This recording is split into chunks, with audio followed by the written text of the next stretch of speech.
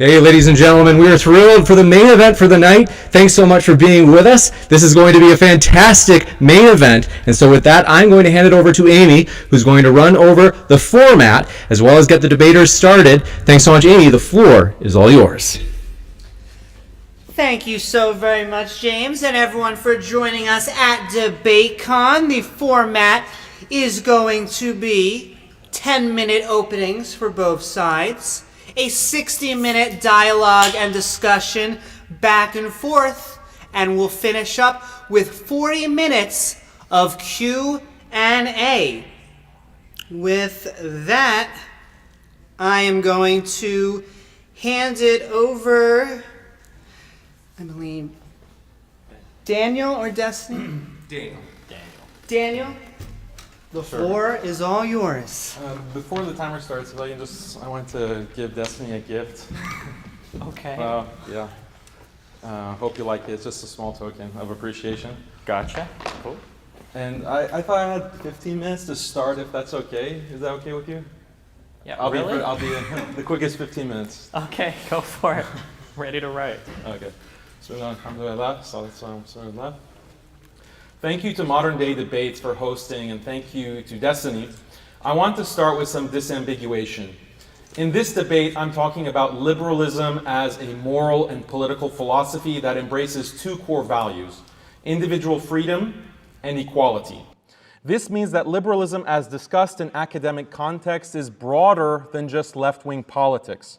A person could be right-wing in an American political context, but still be liberal in the sense that he believes in freedom, equality, democracy, etc. So definitions aside, let me state my problem with liberalism as a moral and political philosophy. The problem with liberalism is that it fundamentally conflicts with human biology and with all traditional cultures and religions, especially Islam. Liberalism deals with this conflict through systematic oppression. Let me explain. Existing studies of human biology and psychology show that these two liberal values of freedom and equality are actually universal, and they're endorsed in all human religious and cultural systems to some extent. This includes Islam. However, in traditional cultures, freedom and equality are not the only important values. There are other values that are important. In these societies, people value specific types of relationships, like marriage, like family, like community, like a relationship with God. Countless studies have established that valuing these relationships is part and parcel of natural human psychology. It's inbuilt. The reality is there are certain things that humans naturally crave, that they naturally find moral value in, that they naturally need for their happiness. The problem is that human biology is such that these types of relationships that are valued by human beings, things like marriage, family, community, and religion, these types of relationships include some measure of inequality and some measure of restriction on individual freedom. One big example is marriage. Humans biologically want to pair bond. They want to form these stable, long-term relationships with the opposite sex. So they get married. But marriage is something that results in restrictions on individual freedom. For example, you have certain obligations towards your spouse, which means you sometimes have to sacrifice your personal wants in order to fulfill those obligations. Marriage also involves some measure of sexual exclusivity, which further restricts your freedom. Marriage also entails division of labor because women get pregnant and have to nurse. There's also a type of inequality because you have different duties for male and female. So this type of sex-differentiated pair bonding, which includes these inequalities and lack of freedom, is found in all liberal societies and cultures. Similarly, family life and maintaining relationships with parents, children, grandparents, etc. This is something people naturally value, but again, it requires restrictions on your freedom because you have duties to your parents, to your family members. You have to take care of children when they're young, and you have to take care of your parents when they're old. These obligations will often require you to sacrifice your personal autonomy. You also demand respect from your children, and they're required to obey you up to a certain age. That all involves some level of inequality. So maintaining family requires these limitations on freedom and equality. Similarly, humans naturally crave community and naturally believe that they're part of a people. They're in the black community, the Hispanic community, Muslim community, Irish community. And humans naturally don't want their people and the traditions and cultures of their people to be destroyed. But the reality is community also requires certain types of inequality and lack of freedom. People in a given community have duties in order to maintain traditional norms in terms of shared dress, shared language, shared rituals.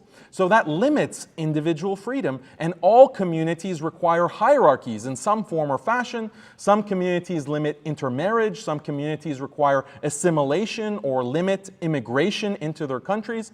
All that involves the maintenance of certain inequalities. Finally, humans biologically have a belief in God. This is established in numerous psychological studies across cultures that academics discuss, like Paul Bloom, Oliver Petrovich, Aya Naranzian, and others. But again, belief in God leads to a lack of equality because people believe God is above them and that God requires some form of obedience and worship. This involves restrictions on one's personal freedom. People have obligations to pray, to fast, to do rituals. These obligations detract from individual freedom. So we have marriage, family, community, and God, and maintaining these relationships and the social institutions associated with these relationships requires some measure of inequality and some measure of lack of freedom. And that's a big problem for liberalism. And this is exactly why liberalism is hostile to all traditional societies and cultures, but especially Islam. But it gets worse because liberalism doesn't just say freedom and equality are good things. If that's all that liberalism said, that wouldn't be a problem because everyone, including Muslims, agrees that freedom and equality are great things to some extent. But what liberalism actually says is that we need to maximize freedom and equality above all else. And if maximizing freedom and equality means the dissolution of other values and traditions, so be it. What is evident is that if you adopt liberalism, this inevitably leads to the gradual elimination of marriage, family, community, and religion in society. Why? Because all of these things involve, for biological reasons, certain limitations on freedom and equality. So liberalism in that sense is hostile to the traditions of every single society in the world. Now, if European liberals had conceded or decided in the 18th and 19th century, look, liberalism is our way of life, we're going to keep it to ourselves and leave the rest of the world alone, that would have been one thing. But that's not the direction they went in. From its very inception, liberalism was intertwined with colonialism and the subjugation of non-European people. One of the best books about this is titled Liberalism, a Counter-History by Italian historian Domenico Losordo. Also the book Liberalism and Empire by Uday Mehta.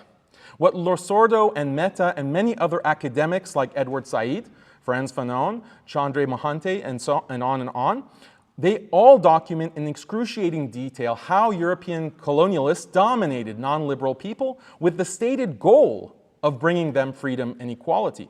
This was known as the white man's burden or the civilizing mission.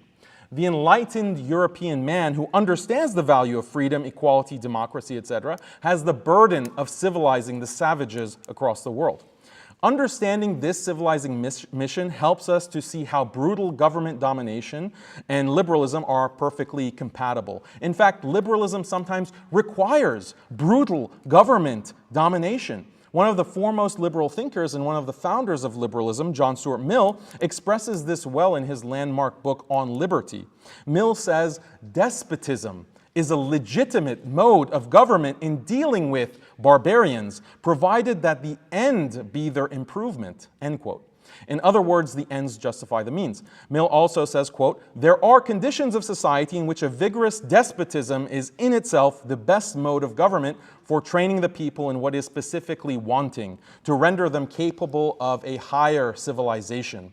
So you see, liberalism is such a merciful and loving philosophy. Liberals just want everyone to be happy and live in a utopia or a higher civilization, as Mill puts it.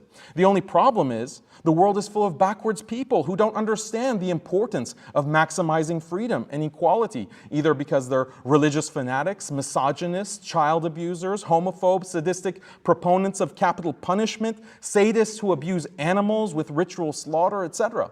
In short, the world is full of people who just don't know what's good for them. So it's the job of liberals to be these saviors and bring enlightenment to the world, whether the world wants it or not.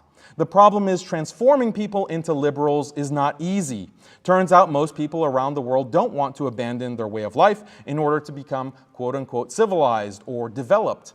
So to overcome this resistance, liberals have taken a number of approaches over the past 200 years. There's the hard approach of despotism, as Mill puts it, an outright war, occupation, authoritarian governance, crippling economic sanctions, genocide.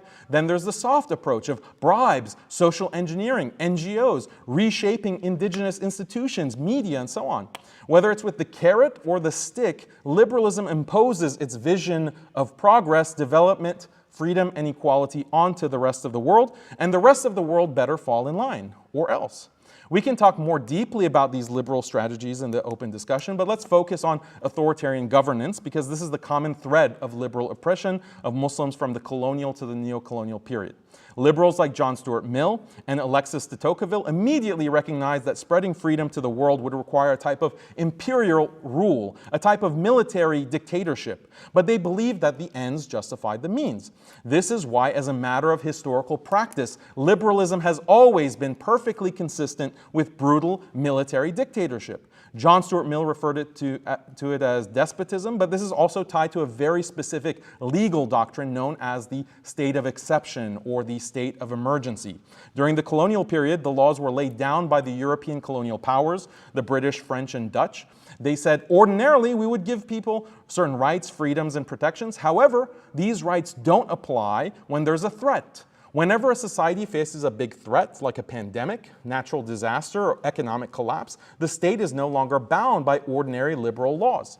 What the colonial powers quickly realized is that they're going to face Muslim revolt against the political and legal order they wanted to establish. So in order to respond to the threat of revolt, which is especially pronounced with respect to Muslim populations, they declared a state of emergency. This meant authoritarian rule. This authoritarian rule involved a few specific policies. One is no free speech. You're not allowed to criticize Western liberal governance or liberalism in general. You can be detained without trial on the basis of any suspicion. You can be detained indefinitely. The police and military force can use deadly force against you with no accountability. There's Destiny said like 15 minutes. We are at 12. You went 15? I'm sorry. I was wrong. Go ahead. Yeah. There's also mass surveillance. Informants infiltrate all the mosques, all the madrasas, all Muslim institutions. These colonial policies continued post-independence after World War II. Look at Tunisia, look at Egypt, look at Mali, Algeria. Most Muslim countries, they either explicitly have the state of emergency rule on the books or they make implicit reference to it. One of the things that's characteristic of these colonial and neo-colonial regimes is that there is specific systematic torture and disappearances. This is particularly famous in the Muslim world, in the Algeria occupation from 1830 to the 1960s, and also Indonesia and so forth. In the US, after 9/11, there has been a move towards the state of emergency across the world, mainly because a global state of emergency gives the US government more license for mass surveillance, torture, targeted assassinations, maintaining military occupations, etc. Virtually every country in the world with a sizable Muslim population has adopted the US's countering violent extremism policies over the past 20 years, which, as NYU's Brennan Center notes, exclusively targets religious Muslims. After World War II, there are a large number of Muslim immigrants in the West, so they also start getting targeted with state of emergency legislation. And again, we can talk about CVE programs, the PREVENT programs, which are actively used by governments today to explicitly target Muslims who espouse non-liberal religious beliefs. So sometimes people will say that disappearances, torture, surveillance, restrictions on speech, all these things are not consistent with liberalism. But that's not true. If anyone wants to preserve a traditional form of life, they're subject to these measures. And the more they want to preserve it, the more intensely these measures are applied. And so even though all peoples have suffered from this, Muslims have suffered the most. And when Muslims try to raise objections against these problems, what do they get as a response? The response is, oh, that doesn't count as real liberalism. Liberalism doesn't involve dictatorship. But in fact, the standard mode of liberal governance for Muslims dating from the late 18th century all the way to independence and beyond has been the control from liberal elites and authoritarian rule. Now people will say, no, they're not liberal, they're dictatorships because they have this authoritarian rule, but it's not correct. They are still using the same exact liberal colonial legislation to this day. But Muslims cannot convey this because the proponents of liberalism don't recognize certain fundamental facts about human biology. They don't recognize that natural human psychology is not liberal. And the only way to prevent people who have a non-liberal psychology from living according to non-liberal traditions and values is through force, through an authoritarian system that forces them to live according to liberal standards that contradict their natural biologies. This is why liberal, colonial, and post-colonial structures have been used to dominate Muslims, to discriminate against them, and in some cases kill and displace millions of Muslims, whether in Algeria, Indonesia, Mali, or India. When Muslims say anything to raise objection against liberalism, all we get in response is, you're just a bunch of terrorists, you want to oppress women, your prophet is a warlord. Can we have a mature discussion about what liberalism actually is and how it impacts Muslims with reference to actual historical events rather than slogans and stereotypes? The reality is, to conclude, that liberalism affects us all. It's the dominant moral and political system in the world today. Muslims have been the biggest victims of this system, but you all are victims too, whether you recognize it or not. The good news is many Westerners are waking up. They recognize that they didn't sign up for this world that liberalism has created. The question is it too late? Thank you so very much, Daniel, for your opening statement. And with that, we're going to hand it over to Destiny for his opening statement. There's a lot to respond to there. I think I'd rather just hop into the back and forth. If I do my 10-minute opening statement, can we just do 70 minutes of back and forth? Sounds good. Sounds good. Cool. Okay. I think it'd be interesting to go down some of the points. Some of your arguments are stronger. I notice your strongest arguments aren't really targeting anything to do with liberalism, but rather they're targeting U.S. foreign policy, which I think is totally worthy of critique. But some of the more like fundamental views that you espoused earlier, I think are pretty easy to kind of pick on. So one thing that you keep hinting at a lot that maybe we can center part of the conversation around is when you say that something conflicts with biology, we have to dig into that a little bit. Do you think that how we live as a society should only be in ways that are biologically aligned? Do we attack modern medication? Do we attack like modern ways of organizing society? Like, what does that mean? What is your basis by which you say something is biological, therefore something is good? Well, I think that there are certain values and relationships that are universal. They are shared by human beings throughout history. We're talking about 15,000 years of human recorded history, but we're also talking about longer than that, because the psychologists who make these claims about these certain types of relationships and the evolutionary biologists, they're pointing to human beings as a species. And so they will talk about, like the biological nature of pair bonding. Like there are certain hormones released in the process of pair bonding, like oxytocin, very specific psychological processes that are biologically rooted, and they're all associated with this practice of marriage. And it doesn't matter what culture you're in, what society you're in, modern, pre-modern, prehistoric, those things are there biologically. Same with family. This is part of reproduction, is part of the human species. So these are things that are not just found in some cultures and not others, they're universal. And this is why I think that they're valuable. Now you can say that they're not valuable. You can say that, I don't think family is valuable, marriage is valuable, community, but I think the biological data would disagree with you and people's subjective experiences. So are we making an argument in favor of like a Muslim society or against a liberal society? Just so I can be clear in terms of your position. Well, the topic of the debate is, does liberalism oppress necessarily oppress Muslims. Okay, So because it's we interesting can- we have 15,000 years of human history. The majority of that, there's not a mention of anything related to do with Islam. Evolutionary biologists and psychologists, I don't think are going to make strong statements about the psychological disposition of people 10,000 years ago. They do. We can make they absolutely don't. We can make really basic statements like certain chemicals in our body might work a certain way, and there are forms of reproduction that are advantageous to humans. So since our offspring requires so much investment, it's pretty common that you'll have a bonded pair. This has to do with like R series versus K series developmental strategies or reproductive strategies, but not really relevant to this because I don't see how any of that contradicts liberalism. You can have a liberal society that still values marriage and reproduction. None of these things are at ends with one another. No, I explained it in the beginning of my opening why there's a conflict. These relationships involve some measure of inequality, and again, this is biologically rooted, and some measure of lack of freedom. And I gave a lot of examples in my opening. I can repeat it.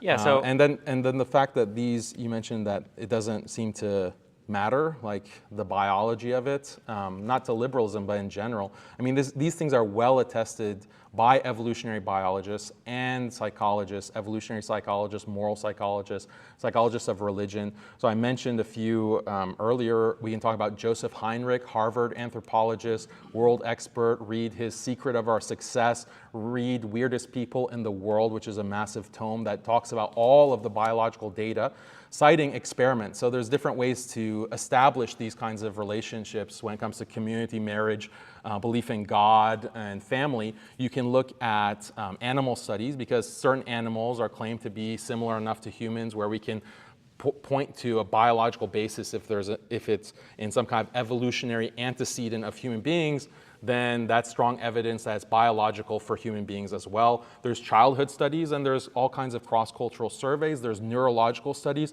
that establish this kind of importance of these biological relations that are universal. Okay, so I agree that there are marriage type things where you have two people that are bonded and have a family, but that's a far cry from the constructing an entire civilization from there, is all I was saying originally. I want to focus on something that you just said. You keep pointing back to this elimination of all hierarchies. My understanding of liberalism isn't that we're trying to destroy or eradicate every single hierarchy. You rightfully point out that in every type of relationship, romantic, friendship, business, there's going to be some sort of inequality. There necessarily is because one party is trying to get something from the other generally, and one party has something they can offer another generally. I don't know why liberalism necessitates the destruction of every single inequality. This sounds like an extreme form of anarchism. I don't understand that, where that comes from. So I can read a definition or different definitions of liberalism. Well, no, I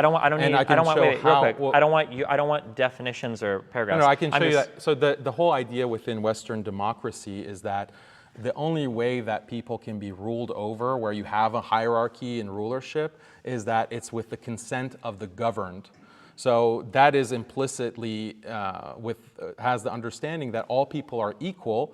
We just, for administrative purposes in these liberal democracies, have to select certain administrators, certain governors, certain rulers, a president, a prime minister. But the prime minister or the president is not really better than everyone else. It's just that everyone has consented to be governed.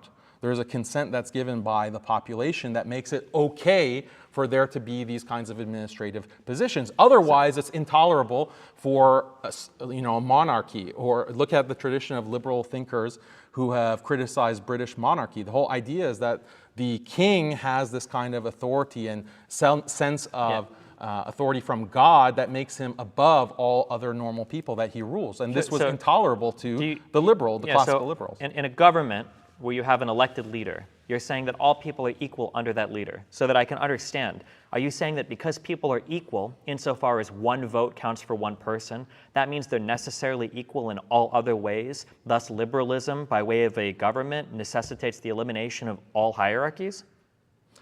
Yes, liberalism aims for maximum freedom and maximum equality of all people. If there liberalism, are certain practical situations that will require an administrator or a president, but the only way that that's tolerable according to the liberal mind is if the governed has consented to that. Otherwise, liberalism would not tolerate any hierarchy. I agree with you that hierarchies are inevitable because it's biologically rooted in these types of relationships within marriage and family. So I completely agree with you that society cannot get rid of hierarchies, but this is different from the way that liberal thinkers, from the classical to the modern, from John Stuart Mill to John Rawls, have thought about liberalism and equality. If a parent has a daughter and a son, and they say that their love for their children are equal, does that make those two children exactly the same? It depends on what the parent means by equal. Like, let's assume it's a normal parent that has a great amount of love for both of their children. If they say that I love both my children equally, does that make both of those children exactly the same? They're equal in every. Of course not. So I submit to you that obviously, under a liberal government, just because every individual has the ability to vote, that doesn't mean that every person has the ability or needs to be seen as exactly the same. Just because you're equivalent in some ways, so for instance, having the ability to vote, doesn't make you the equivalent in every single other way. The idea that liberalism is pushing for that type of elimination of all hierarchies is absurd. When you say that liberalism is talking about maximizing the ability to be free in society, why is it that every single liberal government in the history of mankind has a system of laws and police officers that have been granted exclusive power by the state to enforce those laws? Wouldn't that be contradictory to the value of every liberal society? No, again, the police, there are these administrative roles. The thing is that liberalism aims for complete equality. And if there could be a way to prevent crime, or a way to administrate a government without actually having people in higher roles of authority, if that could be technologically possible through AI or through robots, then that is a world that the liberal mind would prefer. And that is something, I could tell you, like, look, hey, Destiny, why don't we have AI right now that can actually run an entire country? We have different kinds of technologies through surveillance or microchip technologies that can prevent all crime. And we want to plug in everyone into this system and therefore create a perfect system of equality where there are no police, there are no administrators, therefore there's no police brutality, therefore there's no government corruption. Are you in favor of this, Destiny? Or not? If you're not in favor of it, that means you're in favor of police brutality. That means you're in favor of corruption of government. So I heard you say that liberalism tries to do two things. Can you tell me if both of these are accurate? And then my next question is going to be, how are they not contradictory? So I've heard you say that liberalism aims to maximize freedom and to give you complete equality. How can both of those things be true? Maximizing freedom means maximizing ability to pursue personal wants in order to increase a person's happiness. And this is biologically defined by the classical liberal thinkers. All liberal thinkers are in this materialist tradition. So it's a utilitarian tradition. You want to maximize people's happiness by increasing their autonomy, their freedom of choice. And you want all people to have equal access to this opportunity to maximize their freedom. So liberalism aims to maximize this, but it's a gradual process, as I mentioned. It depends on different kinds of sociological and technological factors. But there's no conflict, there's no contradiction in freedom and equality. It's in the definition of liberalism. Again, I can quote Britannica, Concise Oxford Dictionary. They all define liberalism in this way, as the political and moral philosophy to maximize freedom and equality. Are they contradictory, like they don't get their own definition? The problem is I think that your reading of some of these definitions is a bit reductive. When you say that liberalism aims to get maximum equality for people in society, in your mind, you seem to say that that equality necessitates the elimination of all hierarchies. That's not what any liberal would say. No liberal would say we need to eliminate all hierarchies. That's an anarchist point of view. And then when you say simultaneously liberalism seeks to maximize freedoms, meaning the ability to satisfy your personal desires in whatever way you choose, your journey to maximize your personal desires is necessarily going to lead to some inequalities in society. Now, if you want to get into a finer conversation on whether or not liberals would seek to maximize an equality of opportunity versus an equality of outcome, that's fine. But I don't think it's fair to say that from your definition, liberalism wants to make people equal, we can go from there to say liberals want to eliminate the family because there's a hierarchy there and all hierarchies must be eliminated? Or do you believe that liberalism seeks to eliminate all hierarchies? And if that is the case, how can you say that, now earlier you tried to handwave police officers as being administrative people, but that's necessarily some form of hierarchy there. Why is it that every single liberal government starts with a form of hierarchy in the form of elected officials and then people that have an exclusive use of state power and then citizens? I don't understand how you can say there's an elimination of hierarchies there. So liberals recognize that the world currently as it is has many inequalities, and there's a lot of lack of freedom that exists. This can be in terms of gender, this can be in terms of sexual orientation, this can be in terms of different communities with wealth inequality or racial inequality.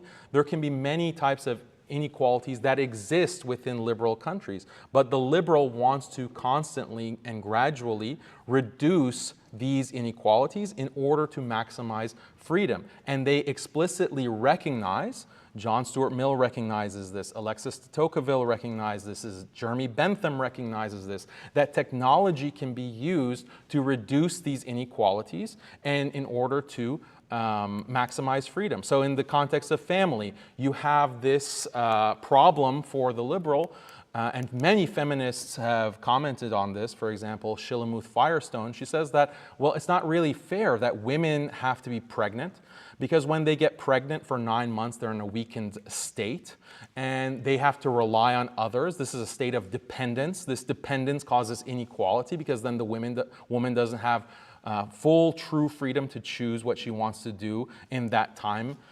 So if we could somehow find a technology like an artificial womb where the task or the labor of reproduction could be outsourced through technology, then that would create a more equal situation between men and women, because now women don't have to be saddled with the labor of reproduction. The technology now actually is starting to come into fruition, and many feminists and liberals are happy about this because this creates a society where men and women can now be more equal. I mean, that's the extreme example. Any kind of technology, the washing machine, the washer and dryer, the stove, all of these technologies make the duties that women have less in terms of cooking or maintaining a household, and that creates equality between the genders and more freedom. So this is something that the liberal thinkers from 200 years ago recognized. In fact, this was their claim to the superiority of the white race and the European race, because the European mind can actually create technology according to them. But these savages, these Muslims, these Native Americans, blacks, Chinese, they don't have the mental capacity for technology. This is why we have to have a civilizing mission, because we want to gradually, in the future, when there are better technological developments, we can have true, complete equality between all people, complete freedom for all people. I feel like the error you're thinking here just comes from this really weird way of reading what inequality or equality is. We can reduce certain inequalities that exist between groups of people without necessarily saying that those people are the same. If you want to make the argument that women should have less of a burden during childbirth, I think that's probably a good thing that every single person in society would agree with. Even if you're not offloading the birthing process, we still have special medication that women take. You get an epidural when you're having a pregnancy. We have special care both before and after for women having children. I think that easing the burden of different people during different stages of life isn't necessarily a bad thing, and it doesn't make those people the same as well. I don't think there's a problem presented to liberals in a family where there's a power differential or where different people in that family have different roles. I think that what a liberal wants, though, is for people to have the opportunity to enter those roles willingly rather than to have them forced upon them by an external religion. So, for instance, if there was a family where the woman was delegated to do all of the housework and the man was delegated to go and work a job to bring home money for the family, as long as both people willingly enter that relationship, I don't think any liberal should have a problem with that type of relationship, because both of them are doing it. They're both taking advantage of their liberal freedoms to enter a relationship of their own consent, and then they do that. I think the problem comes from when people see an organization like that and they think that they need to have an external force there from some, say, a religious body saying the man has to do this and the woman has to do this. I don't think the liberal seeks to eliminate all forms of these relationships that might come from religion. Instead, what they seek to eliminate is the force of those religions, that you can only have those types of relationships. So I don't know why you say that. So when I say that liberals are aiming for people to be equal, it doesn't mean that they have to be the same in every exact way. So I don't know what you mean by that, because I'm not claiming that equality means lack of difference. People can be different and still be equal according to the liberal conception. Just to be clear, I don't think that this is a good project, obviously. I don't think artificial wombs are a good thing. I don't think that this kind of constant advance of technology to maximize freedom and equality is a good thing, because it ends up destroying marriage, family, community, and belief in God. And these things are all attested to by countless studies, peer-reviewed studies and books, some of which I've already mentioned. But consider this thought experiment, because you think that this is a voluntary system, like liberalism offers people choices and then they can just decide what they want, how to live their lives. This is not how Muslims have experienced it, because this has not been the case for Muslims, whether we're talking about the US or the Western world or the Muslim world. There's been this imposition, colonialism, the global war on terror, all of these draconian policies that have been placed on Muslims. And we can talk about very specific examples of that. But here's a thought experiment for you. So imagine that there is this new technology where people can essentially be brains in vats. And in this brain in vat situation, people will be in constant bliss.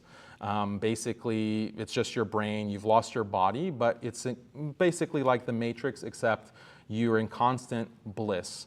And the proponents of this technology say that this is great technology, because now if everyone is a brain in a vat, there is not going to be any more rape. There's not going to be any more brutality. There's not going to be any more domestic abuse. No more children will be abused, because everyone's going to be protected from any kind of violence when they're these brains in vats.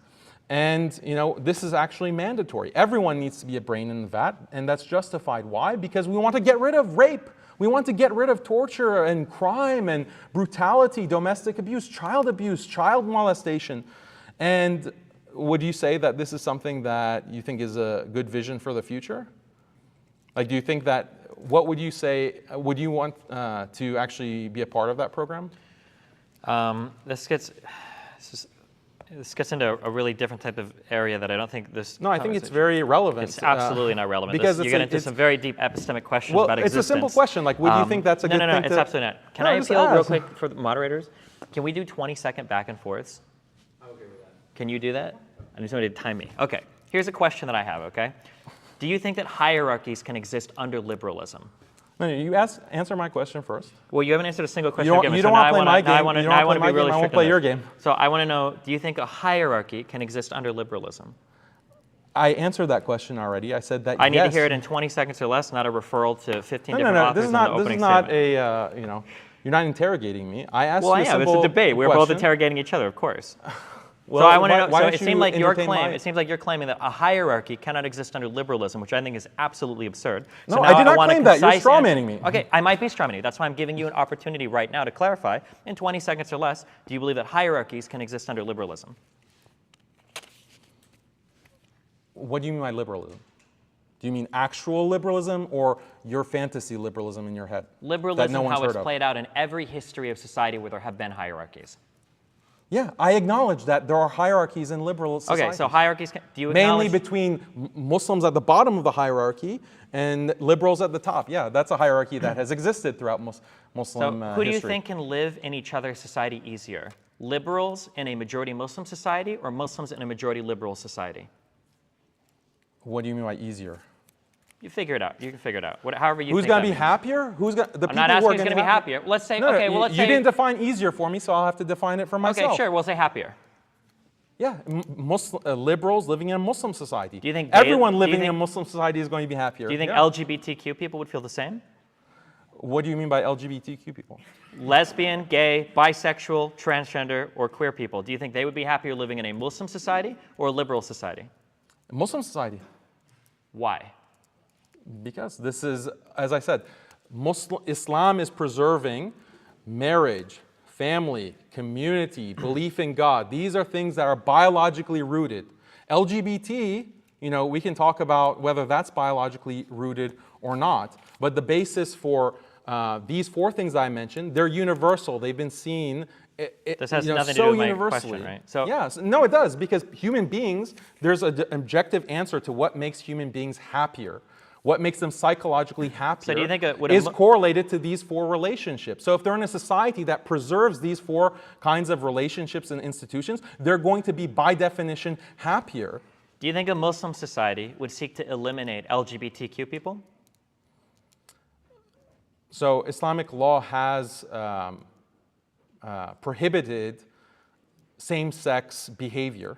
And also has rules for killing gay people if they're caught by enough witnesses, yeah?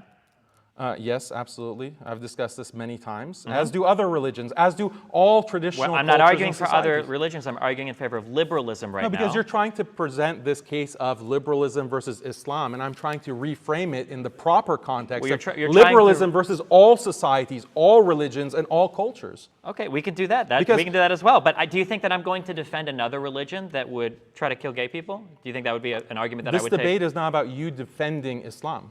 I'm not trying to You're defend trying Islam. to defend. I'm attacking you it right should now. try to defend liberalism when I've pointed out that liberalism has these So kinds I of am- major so harms. You've one had no defense- real response to that. I am absolutely You're just asking these bizarre questions, and you're not answering not- my so, questions. to be clear- I asked a lot of your answered a lot of your to be questions. clear- Let me ask a Well, question. hold now. on. I haven't asked a single bizarre question. I think my questions are You're very fair. interrogating me. You're interrogating Can you me. give me and an haven't example of answered my one questions. question that I've asked so far that's been bizarre? Asking me whether hierarchy can exist in a liberal system. Okay. After I explained it 10 different Do you times. think it might be fair that when you tell me that families can't, did you not say that families can't really exist under liberalism? I said that liberalism gradually erodes family over time, and this is a statistical fact Is that has because- been and is that because of the documented inequalities? by sociologists, by anthropologists. Read Joseph Heinrich. Is that because I'm not talking to Joseph Heinrich? I'm talking Yeah, to you. well, okay? I'm So citing my authorities question, that you're are not specialists citing in anything. these You're fields. giving me a name. I want an argument. Okay. So if I you've gave read a you good the argument by him, then give me that argument. I don't need you to cite the author. Families are So the- eroded. Families are so- eroded by liberalism. Yes, that answers your question. So no, that doesn't. The question was, can families exist under liberalism?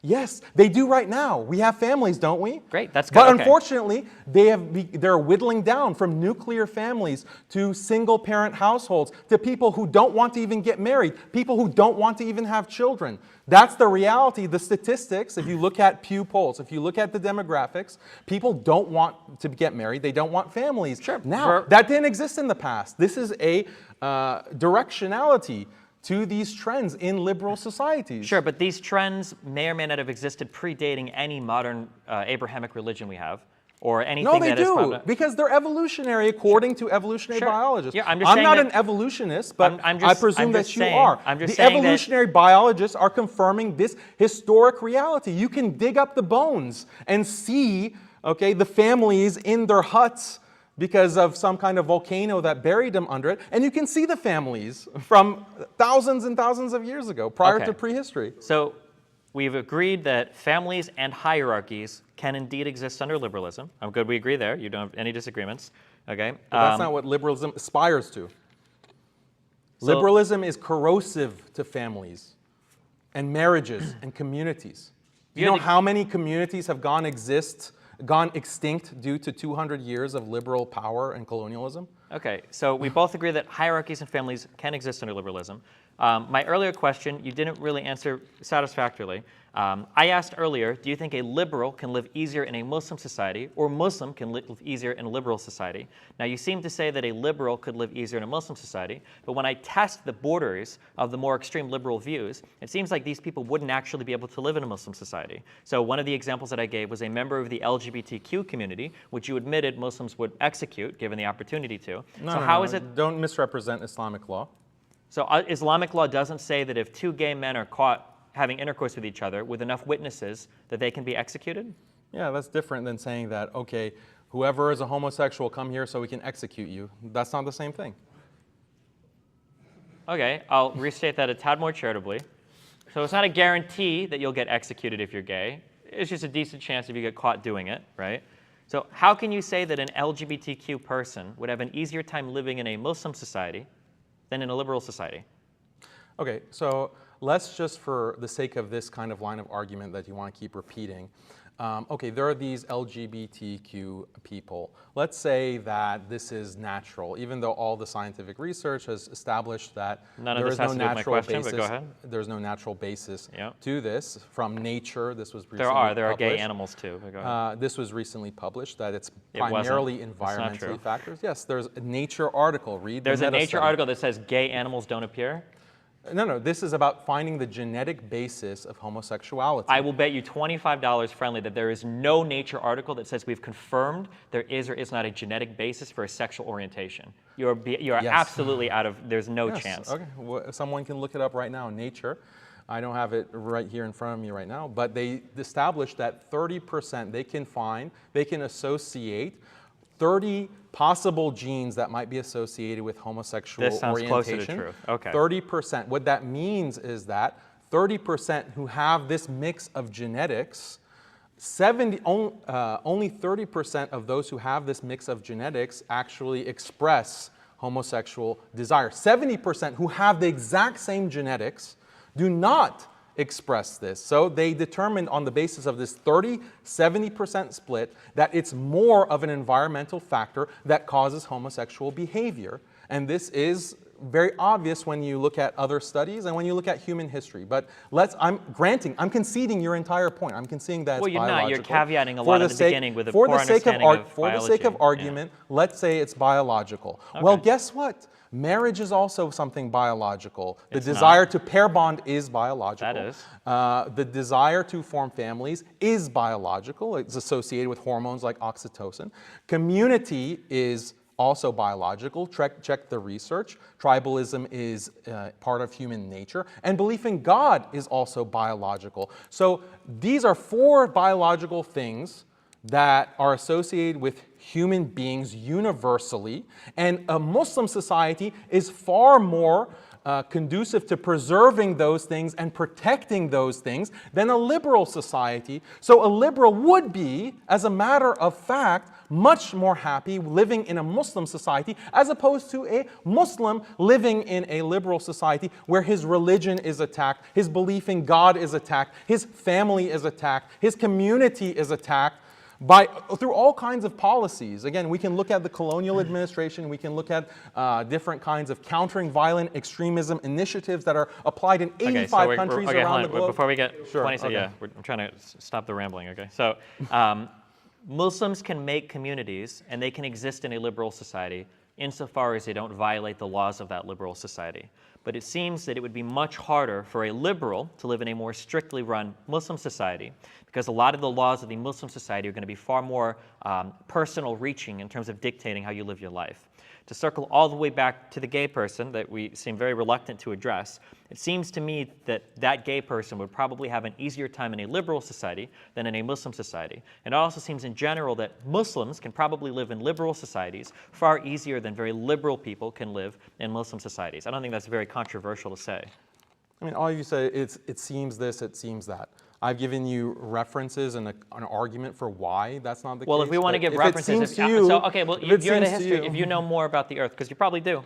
So I'll ask you honestly: if I were to go to the most extremely liberal countries in the world, like say the United States, could I find thriving Muslim communities there? And then if I were to go to the most extreme Muslim communities in the world, would I find thriving liberal societies there? What do you think would the answer to that question? What do you define? You keep defining this or using this term liberal because Muslims can be liberal, Christians can be liberal. And you haven't set a standard for what actually achieves happiness. I tried to ask you a question about it, you didn't answer.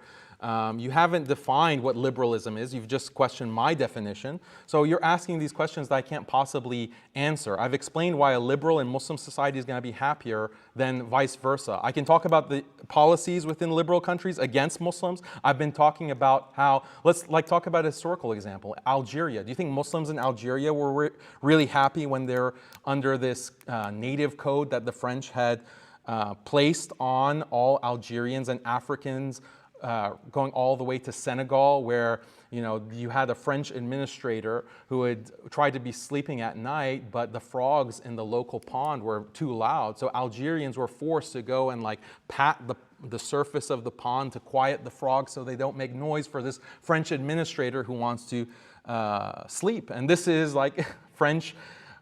Have you heard of liberté, égalité, fraternité? You know, that's the liberal doctrine. Is France a liberal country? Because these are the policies that they put on Muslims. Are Muslims happy in that? Are those Algerians happy in that? Okay, yeah, so I'm going to ask the question again because you avoided it. So I'm going to say, do you think that there are more thriving Muslim societies in extremely liberal countries like the United States, or we can say France, or we can say England, or we can say any other country you want in the Western world, or do you think that there are more thriving liberal societies and more fundamentalist or extreme Muslim countries?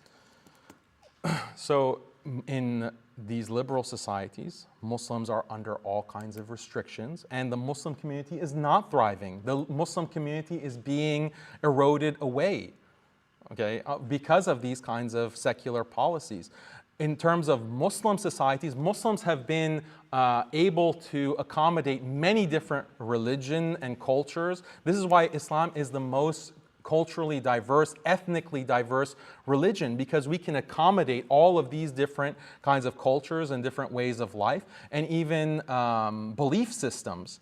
And these kinds of cultures have lasted for hundreds and hundreds of years. But if you look at where liberalism has spread, religions have gone extinct. Actual ethnic peoples have gone extinct. Tribes have gone extinct. Languages have gone extinct. This is the actual colonial history that you don't want to confront. I'm bringing, okay, sorry. If you want to ask a question back, because I know you mentioned earlier you had other questions. I mean, he's asking me questions, so if I'm going you can ask too questions if you long. want. I think that the answer kind of speaks for itself. You don't want to engage with it for obvious reasons, I understand, but if you have questions, go for it. No, I really want to answer your question, but I thought I don't think did. you do, because you know the answer, so. No, that's no, okay. tell me. The question was, you think that so liberals are just I'll answer the question for you. LGBT people? Obviously, in a more liberal country, there are other religions that can exist within that liberal country so long as religious freedoms are afforded to people, which seems to be the case in the majority of the Western world. There are places in the United States where there are many different ethnic groups and many different religious groups. If I go to more fundamentalist religious countries that are Islam, I'm probably not going to find that diversity of groups. Both Christians and Jewish people have been persecuted across a ton of countries in Northern Africa and the greater Middle Eastern region. The idea, Muslims even fight amongst themselves in some of these countries, whether you're talking about a Sunni or Shia divide that exists in Iraq historically, or whether you're talking about wars that are happening in Yemen. There's all sorts of religious conflict and geopolitical conflict that occurs there. The idea that liberals can exist in fundamentalist Muslim societies as easily as Muslims can exist in liberal dominant societies, I think is pretty self-evident. You can see that Muslims, you can claim that Muslims are under attack in liberal societies, which is probably better than in other societies where liberals have probably been killed, in Muslim societies or other religious groups that have been completely excised because more of the fundamentalist communities are intolerant of any other types of liberal communities. What you're saying is so unbelievably outrageous. Like, I can't express how outrageous this is. What part of it was outrageous? What Muslim societies, in 20 seconds or less. What Muslim societies exist in the world today? Where can Muslims actually implement Islamic law today in the world? And if they can't, why not? In countries in Northern Africa or in the Middle East? No, in Northern Africa, where are you allowed to apply Sharia, Islamic law? Where? Sharia law can exist in any country. What do you mean? Yeah, it can exist theoretically, yeah, but where does it exist in the world today? In any Muslim community, it should exist. No, this is where you're fundamentally mistaken. It's not allowed to exist because of a liberal world order. What does Sharia law mean to you? Listen to this example. Well, no, I don't want an example. I want you to tell me. What does Sharia law mean Islamic to you? law. What does that mean?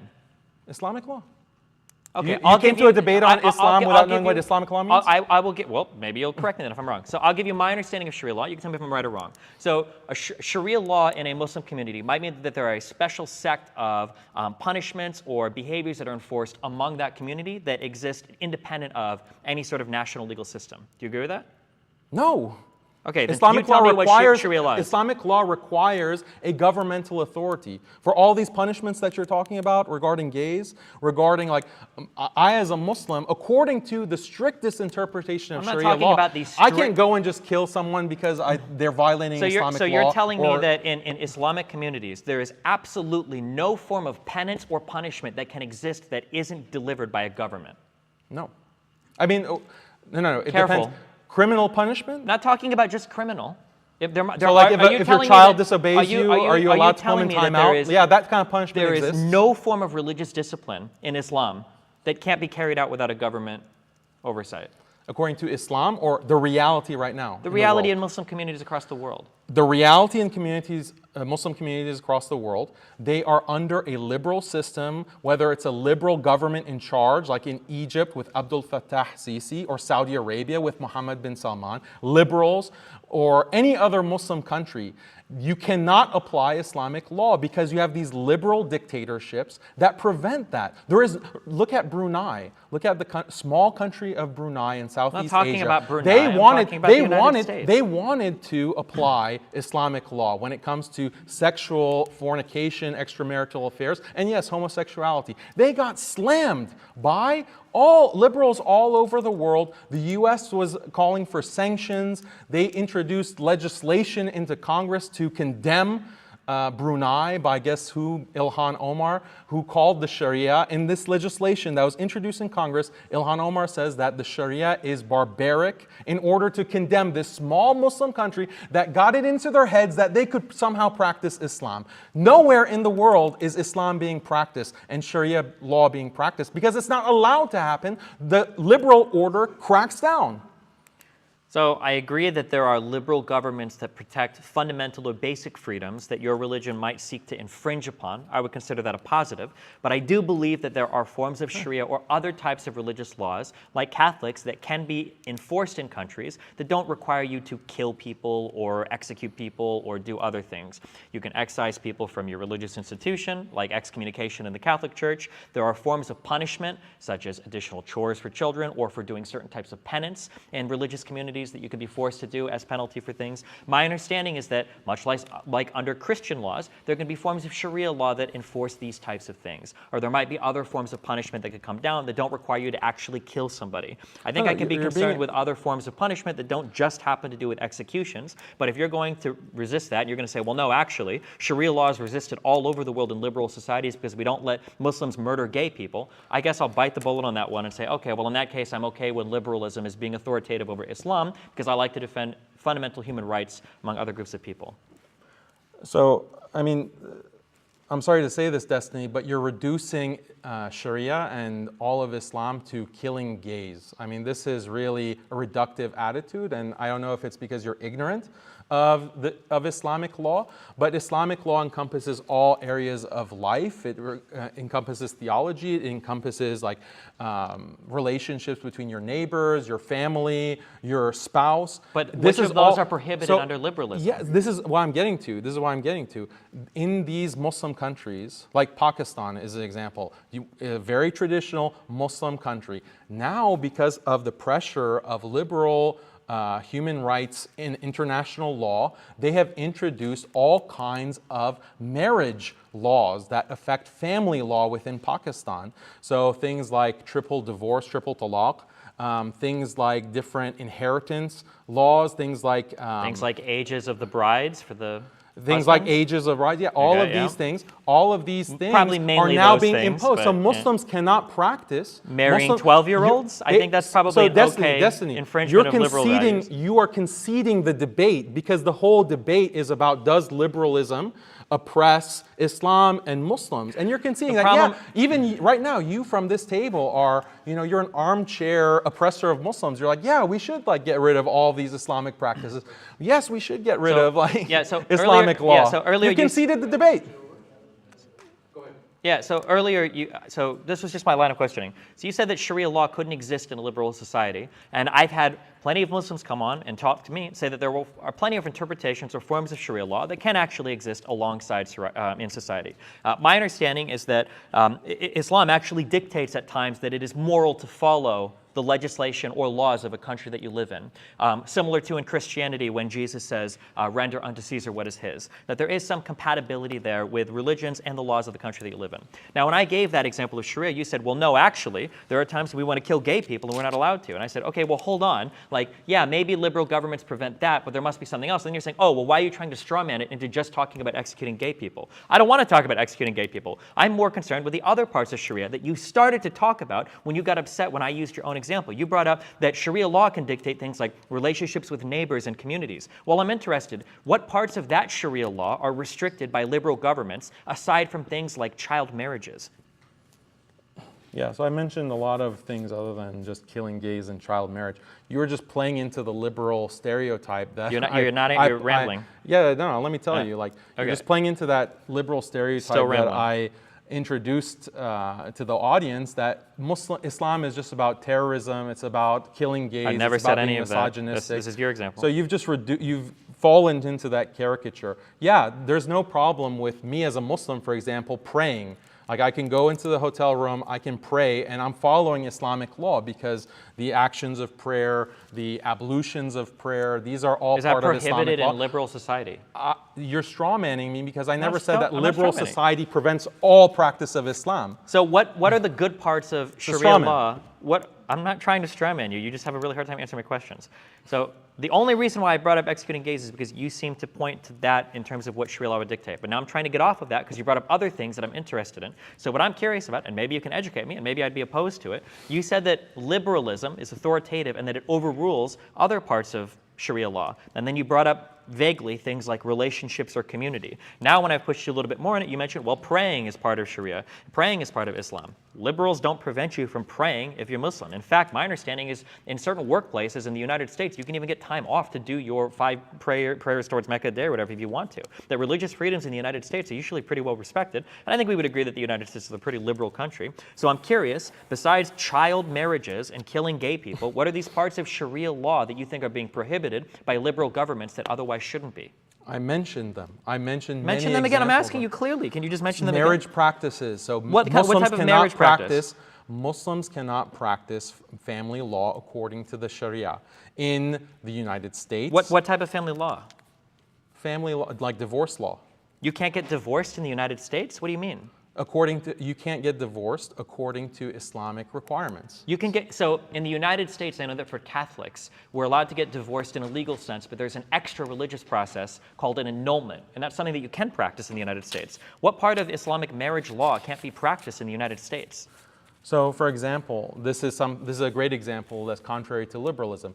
In Islam, the right to marriage is restricted to the man. And a woman can only seek divorce, but she cannot, just divorce her husband unilaterally. But he can divorce her unilaterally. This is an inequality found in Islamic law that is meant to preserve marriage and create lasting, stable marriages.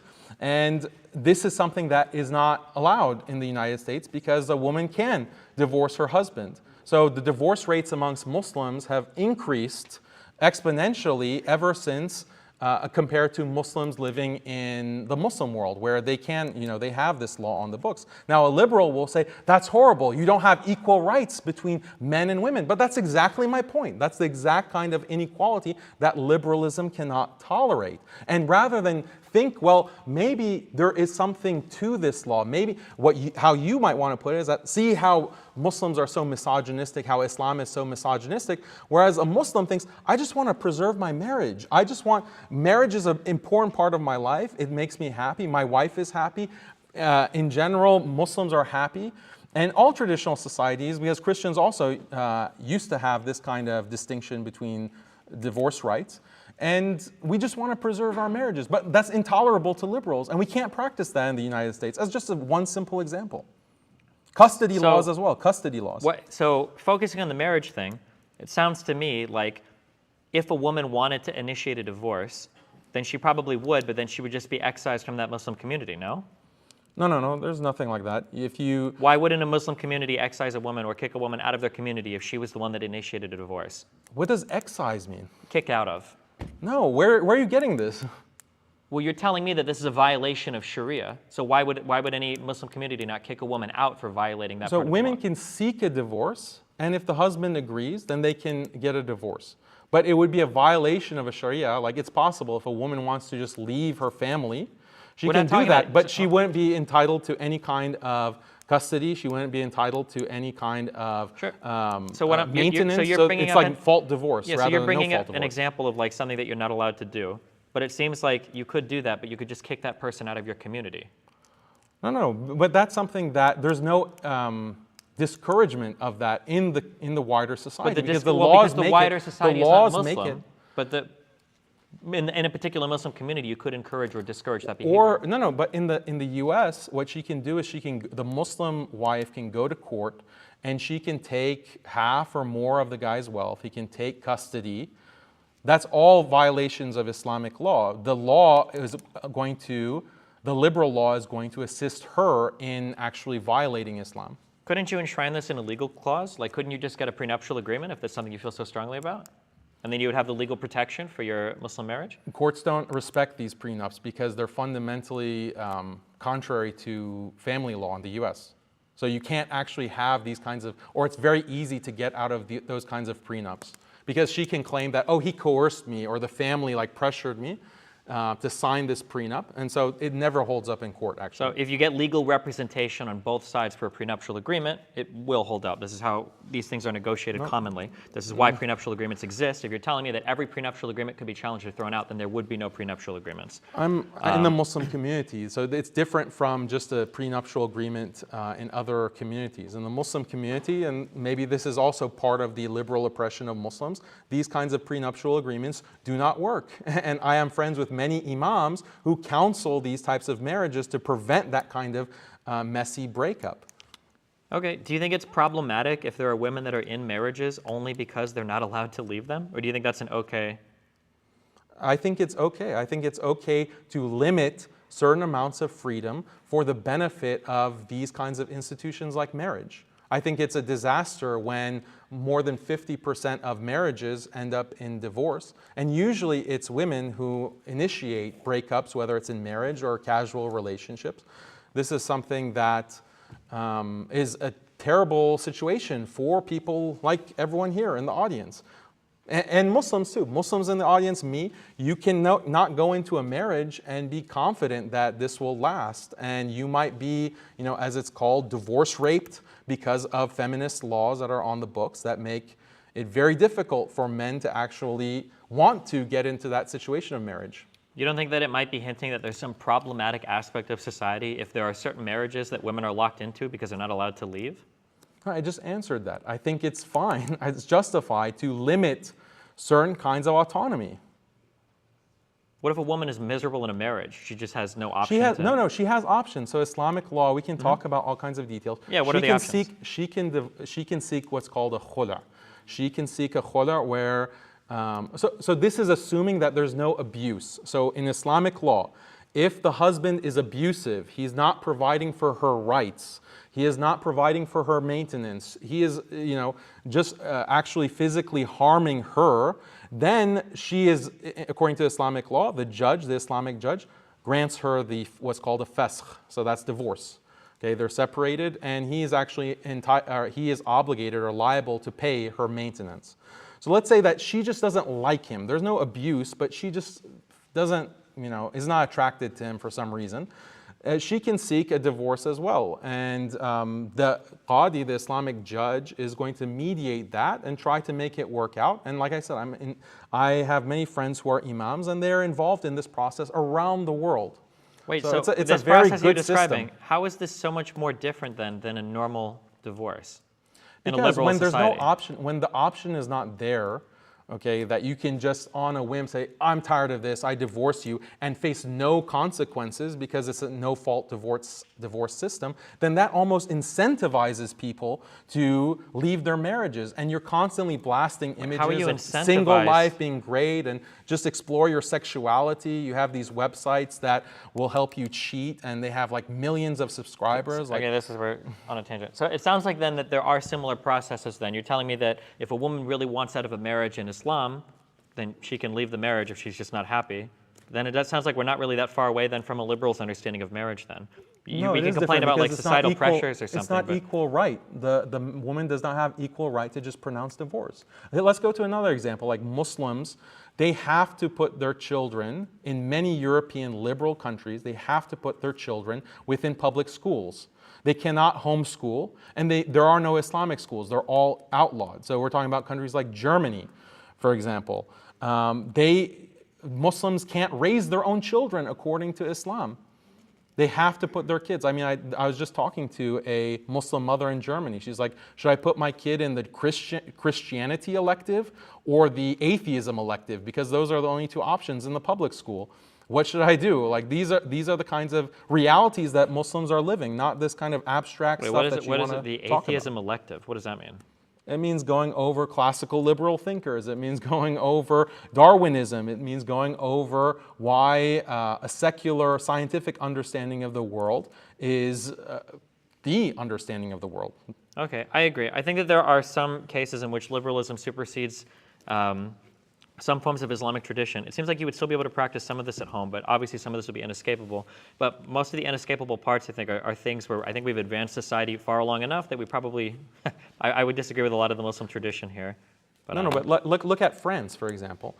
Muslims in France have to, like the imams of the mosques, have to sign a loyalty agreement that they will prioritize French law above Islamic law. Not even in practice, but just in their loyalty. So they have to sign this loyalty oath to France. There was an imam in France. He just mentioned, like he recited a verse of the Quran, but this was seen as an extreme verse according to the liberal authorities in France, and he was deported. You have all these kinds of restrictions on Muslims as minorities, and this is just a continuation of colonial policies that have dominated Muslims. I think you just conceded that this is something that's happening. Muslims are oppressed. Islam does have to be attenuated within liberal societies. Okay. Do you have questions for me, or what do you want to? Well, I am curious about that thought experiment because, would you go for being a brain in the vat if it meant like constant pleasure? Like, or you can think of Brave New World, like Soma, like you take a drug and you just experience constant pleasure through the dopamine that's released through that pharmaceutical. Like, is that something that you think people should do? The challenging part about that thought experiment is that you don't know if you're a brain in a vat right now. It's hard to answer a question related to a shift of our entire perspective, because any shift of your entire perspective is something you're necessarily not going to be able to be aware of, right? So when you're dreaming, you might not know you're dreaming. When you're awake, you don't technically know if you're awake. We could be in a brain in a vat right now and we not know it. There's no way to prove or disprove that. So it's hard to engage with questions that talk about like fundamentally altering the reality that you're perceiving. So we can get into it if you want, but it's a much more difficult question than just a matter of theology or liberalism. Sure. So I'm not talking about like the classical philosophical question of are we brains in vats. Just imagine, just forget about the brain in the vat expression.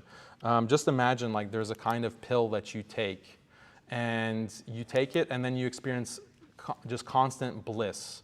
And you're just hooked up to, whatever like virtual reality machine, like Meta machine, Oculus Rift or whatever, and you just live in this constant state of bliss and experience no pain.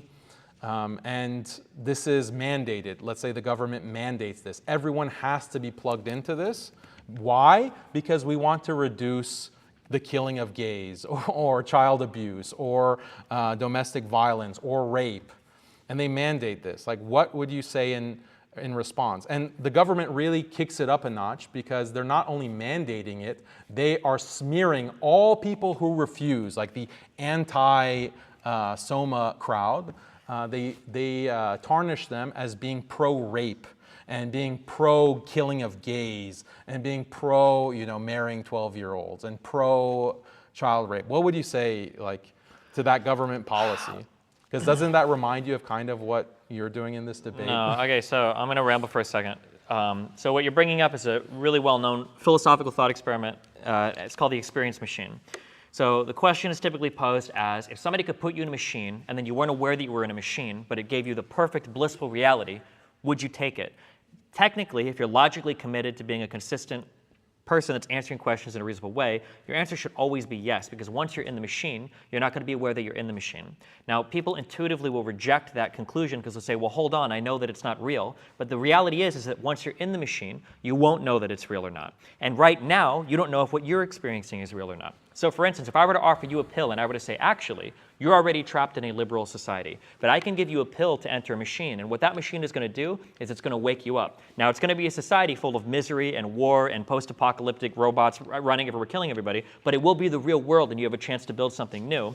Would you take that pill or not? The problem is you don't know if I'm about to insert you into another dream or if I'm about to wake you up from the experience you're already dreaming about. So there's a lot to think about in terms of this question, but it gets into some very heavy, like, epistemic theories of truth. How do we figure out what is real or not? How do we figure out if our conscious experience is objective and grounded or subjective or not? I understand your desire to use this question to explore liberal versus a theological foundation for the world, but it's a very deep and heavy question. It's hard to just answer yes or no. It's not that deep. I will say that if there is a government would you say that the government has done something? Is the government right in smearing people who refuse to take this option as pro-rape? If the option had to do with enforcing or embracing a society where we respect the civil liberties and values of people that are different than us, I would say that a government can enforce that. But if you're talking about putting people to sleep in a matrix and then doing it that way, I'd say the government probably doesn't have a right to do that. That's too much control of your life. Why? Because it's maximizing people's freedom. There's no more police the government brutality. There's no more racism. There's no more homophobia. The government doesn't seek to maximize every individual's freedom. It seeks to protect the freedoms of other people. You're pro-homophobia then? I never said I was pro-homophobia. Are you pro-rape? Because this is a perfect solution. This is a perfect solution. So, just like we can dissolve families, so there's no more parental abuse. The best solution to all crime is to nuke every single country on the planet, because when no humans are left, no crime is left. It's an absurd question. No. That's an absurd question. So if you tell me if you find a way to disable every human being, you can also get rid of crime, sure, but there's going to be trade-offs there that we're not willing to accept. There's plenty of ways that we can ensure ourselves have 100% security, but we're not willing to trade off the freedom that we get for it. For instance, if I were to get strip searched every single time I entered every single building, there'd probably be no shootings inside buildings, but that's not part of our freedom that we're willing to sacrifice in exchange for that level of safety or comfort. Much the same, if there are ways to get rid of homophobia and whatnot in society, we would probably embrace those ways, but not to the point where we say everybody has to go to sleep in the matrix in order to prevent crime. Why not? This is what I'm trying Why to pull not? out Because of you. you said earlier that a liberal society is one that seeks to maximize your autonomy and freedom, and nothing is less autonomous and more restricting of freedom than the government forcing you in a machine where you lack all autonomy. No, you do. You can have whatever you want in this You're virtual reality. Virtual reality is not reality. That's why it's virtual reality. No, we're imagining future technology. An imagination is not the same as reality. We're in this thought experiment. You know what a thought experiment is, right? There is a future technology that will allow you to fully live out your fantasies. And it will be a complete, like, blissful state that you're existing But you in. know before entering it that it's not real. The government can't force you to do that. It's the ultimate sacrifice of your autonomy. It sounds like you're fetishizing reality. Are you not fetishizing reality? Well, a Muslim does care about reality. That's why a Muslim has a principled basis to say, no, this is a terrible thing to do. Even though it maximizes freedom, it maximizes equality. It doesn't maximize freedom. Even though it maximizes freedom and equality, it's still not good. Why? Because there's no more marriage. There's no more belief in God. There's no more family to actually experience and community to actually experience. So a Muslim has a principled basis for saying no. A liberal doesn't, otherwise saying, well, reality is good, but that contradicts everything that you're saying before. If I lock somebody in a padded cell and I tell them they can do whatever they want for the rest of their life in that padded cell, I wouldn't say that I've maximized their freedom. That's not the same I'd say that I've situation that I maximized their mentioned. freedom within the padded cell. If you're talking about locking somebody up inside of a virtual reality machine and you're saying, well, look, you've got maximum freedom, you have maximum freedom insofar as you're restricted to that virtual reality machine. It's not the same thing. So what is the benefit of freedom? What is the benefit of freedom? In a liberal society, I suppose people would say the benefit of freedom is that we have the right to determine our own destiny, to make our own decisions about what we want to pursue in life, and we shouldn't have external forces that are pushing us towards something that we might not otherwise choose to do on our own. But what is good about that? Well, it gets into a deep question of what do we consider goodness? Yeah, what is goodness? I am asking you that. So, on a meta-ethical level, I think a lot of secular thinkers would say that goodness is the stuff that elevates man's experience and decreases man's suffering. What does it mean to elevate? Because it sounds like you're using very metaphysical language. There are some things that seem to appeal to our human nature. So for instance, being free of disease, having good food to eat, having friendships and relationships with people, that these are things that tend to elevate the human experience. They interact with our form in such a way that they make us feel happier. Okay, so if you care about happiness and you care about human nature, there is an objective answer to what makes people happier and what actually makes them feel good.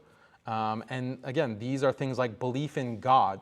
Okay, religious people are often shown in studies to be much happier, and this is especially the case when you look at Muslim societies. People in marriages, people who feel like they belong to a community, like this is my community, whether it's an ethnic community or a religious community or whatever. People who have a loving marriage, that they feel confident that they can be happy in their marriage for an extended period of time, have children, be surrounded by loved ones, be surrounded by an extended family. These are all things that objectively make people happy. So we can ask an objective question: what system of life is actually going to be more conducive to these kinds of institutions? When we look at the statistics, in Western liberal societies, all of these things are being eroded. Belief in God, that's very clear with secularization. Read Ronald Engelhardt. Look at World Value Survey. So everything that you've mentioned, marriage, community, relationships, family, all of these things can and have existed in liberal societies. Whether or not we're having issues related to them right now could be as much the fault of liberalism as it could be of technological advancements or of industrialization or of our siphoning off into cities and rural communities. There are plenty of reasons why we might be experiencing issues today. I don't think we can say that all of it is just because of liberalism. Nothing that you've given me is fundamentally incompatible with liberalism, and all of these things have existed in liberal societies since liberal societies have existed. Well, again, I'm talking about directionality. What is the direction? What are the trends in liberal societies? Globally, we can see this globally. Even Muslim societies, again, they're ruled by liberal elites, and they are liberalizing too, unfortunately. So you can see increasing secularization, loss of marriage, family, community.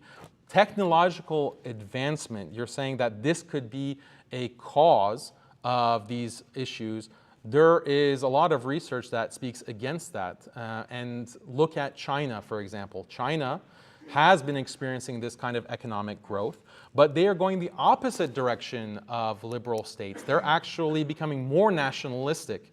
They're cracking down on feminists. They're trying to strengthen marriages and making it more difficult for people to get out of their marriages. They're becoming less individualistic. So I don't agree that it's inevitable with economic advancement that you will find liberalization or you will find the dissolution of these kinds of relationships. So we talk about the direction that society is moving, and I think in moving away from religion, I think that some parts of that direction have been positive.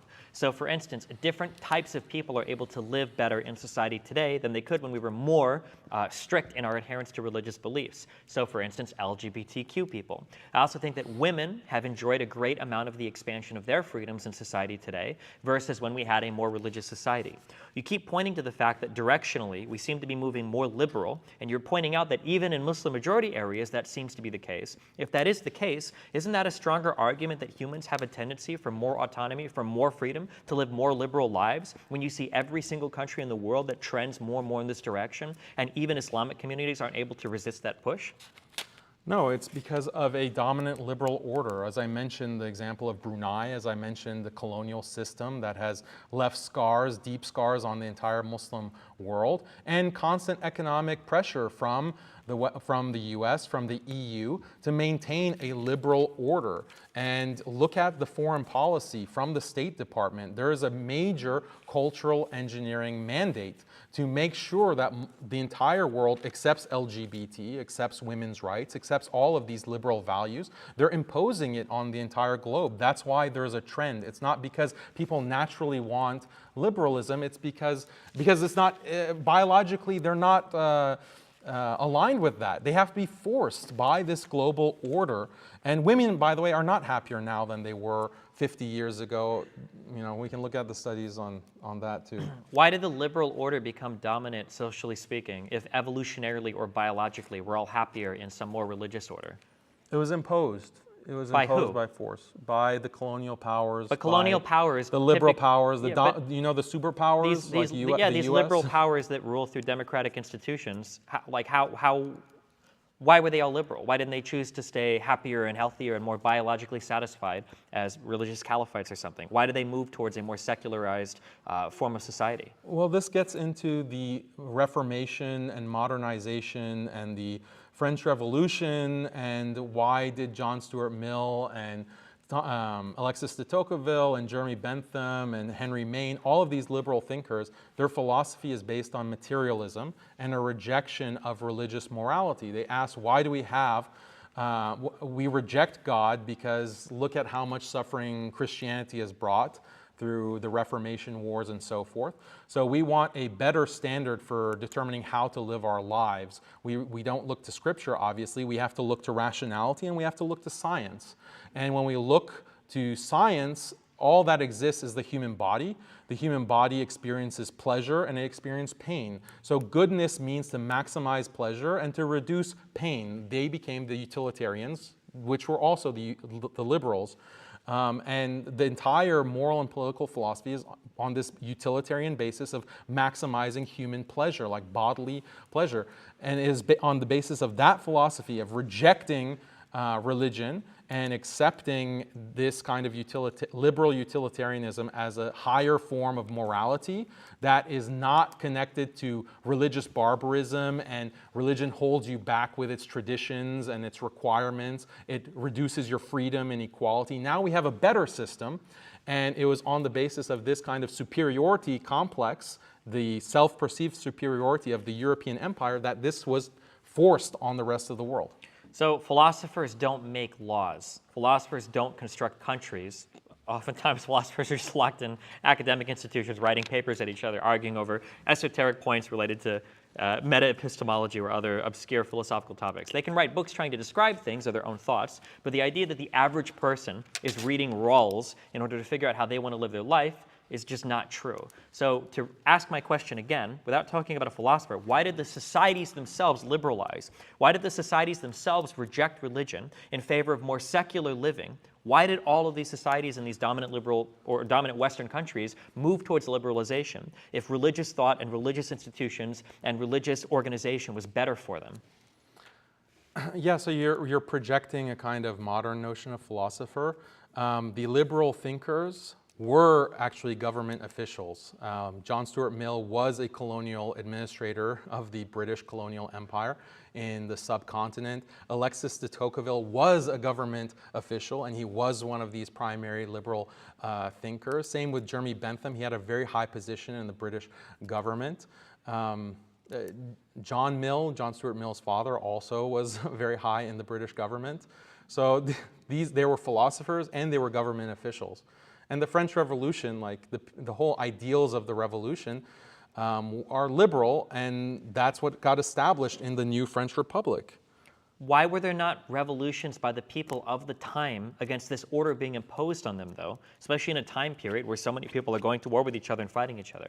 I'm just trying to understand how, if you're telling me that a religious society is so much superior in so many other ways, so I'm trying to figure out if that is the case, how did these liberal societies become so large? And you can't just say, well, they were imposed by other countries, because there must have been the first liberal countries. So how did these countries grow so much, become so liberal, if it made all of the people so miserable? Unless you're just telling me that government officials, for some reason, decided to impose unhappiness and misery on their population for reasons? That's a great question. Let me clarify. So it's not that the liberal order makes people automatically miserable. Actually, liberalism in that time, in that context, led to economic growth and technological power. So it actually brought a lot of benefits to those European societies, and that allowed them to kind of dominate the rest of the world, which kind of snowballed into the situation of extreme inequality that we have today. So my argument is not that liberalism increases misery in and of itself. My argument is that it erodes these important relationships that are so critical to human happiness, not in a utilitarian sense of happiness in terms of pleasure, but in a higher sense of human purpose, happiness, and what we are as human beings in this world as creation of God, or evolved from monkeys, if that's what you believe, or apes. So that's the argument that I'm making. Yeah, there's a lot of benefits, but it's like offering a child candy. Like, you can give the child candy, and the child will experience a lot of pleasure eating that candy. But if that's all he eats, he's going to die. He needs some of the things that are bitter, some of the fruit, some of the vegetables, some of the meats. And that's what, a lot of traditions of the world offer. Islam offers it in the best, most complete way. But that's what's going to be the best thing for humanity, not this candy that liberalism offers. And with that, I want to thank both of our interlocutors, Daniel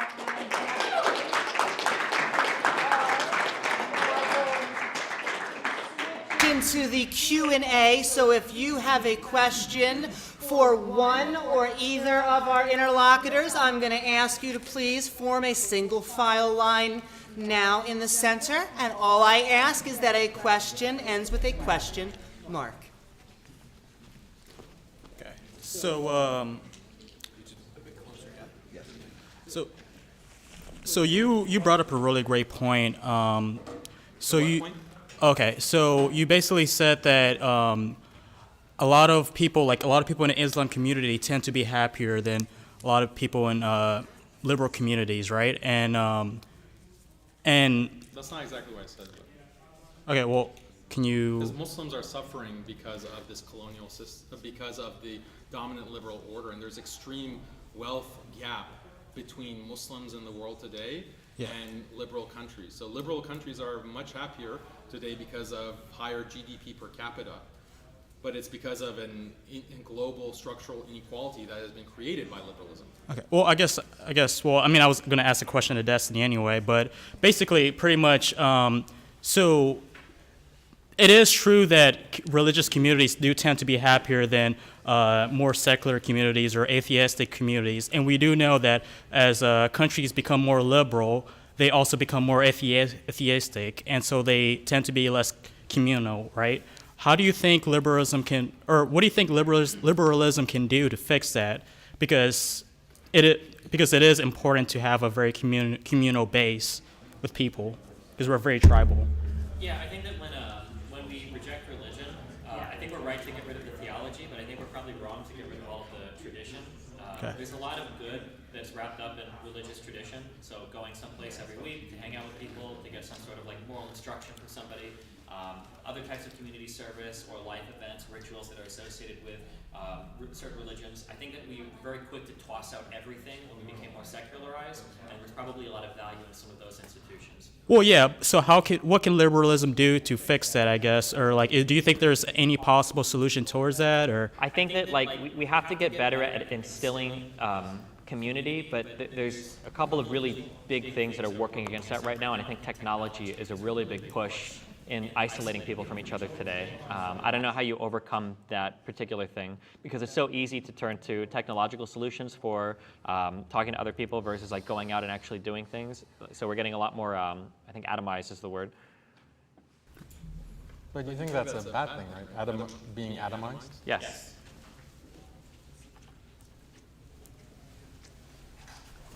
So my question is to can the mic get right? Okay. So my question is to Daniel.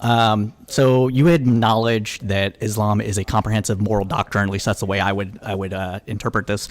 And would that mean as such, since Islam recognized that it wouldn't be fully apparent to practice its own practices within different countries under different systems, and had prescripts for Muslims to follow in those situations, that by definition it's not necessarily being oppressed as an idea?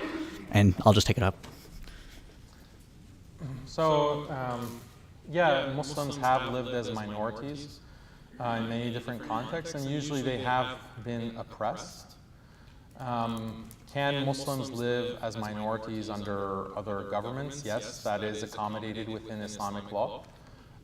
But the ideal is to live under Islamic law with Islamic authority, the caliphate, so that an entire Islamic system of life can be implemented. But the distinction with the modern period is that the colonial powers and the liberal world order has actually gone out of its way to basically snuff out Islam. And there are different approaches to this by different colonial powers. Like the British had a more just annihilate everything, brute force. The French were maybe more diplomatic in different territories, still involving a lot of killing and genocide, but at least there are some Muslims left alive after that. But yeah, I mean, that's my whole message with this debate is, does liberalism oppress Islam? There is a clear history of that, and that's objectionable, and we should be able to talk about that and recognize this conflict that exists, because it's led to a lot of millions of Muslims dead.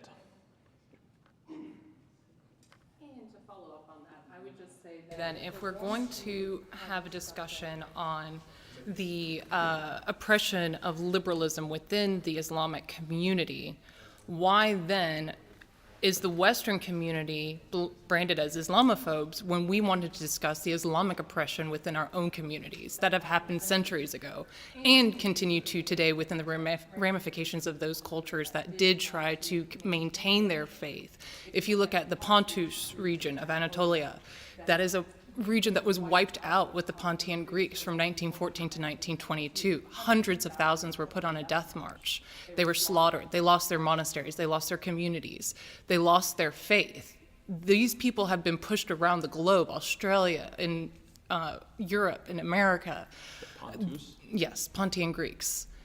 We look at Hagia Sophia. Erdogan slapped the Orthodox community by changing it into a mosque again, fully fledged. It was no longer maintaining a balance between those two faiths with respect to one another, who both find Hagia Sophia as a religiously important basilica to both. So if we're going to say that, and I do think that we need to have a discussion about the oppression of the Islamic community by colonial powers, at the same time, you cannot negate the Islamic oppression of other communities. And that would be my only rebuttal to that. Because I think a lot of people get branded as Islamophobes for doing that, and that's not right. Yeah, so there has been, Islam doesn't deny war, and it doesn't deny that. It does. Well, sorry? I mean, Dar al-Harb. I mean, of course it's all about war. No, I wouldn't say that Islam is all about war. Islam acknowledges that war is a part of human reality, and all humans throughout history have been involved in conquering and displacing. The difference with Islamic practices is that there is a code of ethics of how to deal and how to treat the minorities. The what? Are death marches a code of ethics? Where in Islam are there death marches? Where in the Quran, can you point out in the Quran where there are death marches that are prescribed, or in Hadith? Where in the example of the Prophet Muhammad, peace be upon him, are there death marches? Well, no, the death marches did happen by the Ottoman Empire. So you were discussing colonialists, right? We have a lot of questions that need to.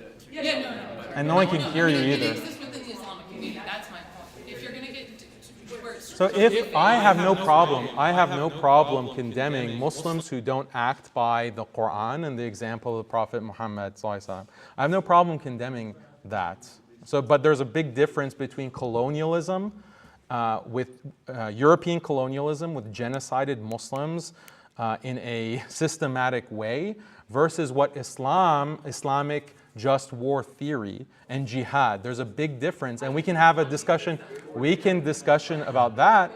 We can have a discussion about that in another debate, but you know. All right, I guess my question's for both of you, because I guess it can apply equally. Are there any aspects or things typically associated with Islam that you think it's maybe a good thing that most Western liberal societies kind of outlaw? Is there anything that comes to mind? Nothing. What about you? I would say killing apostates, killing gay people, probably not good things. Restriction of freedom of women in society, probably not generally a good thing. I don't know what the specific rules are on marrying very, very, very young women, but I'd say that's also probably not a good thing. But I mean, like, the more extreme points of view that you take is probably going to depend on the particular set of hadiths you follow. So I mean, I can't generalize to all Muslims, but.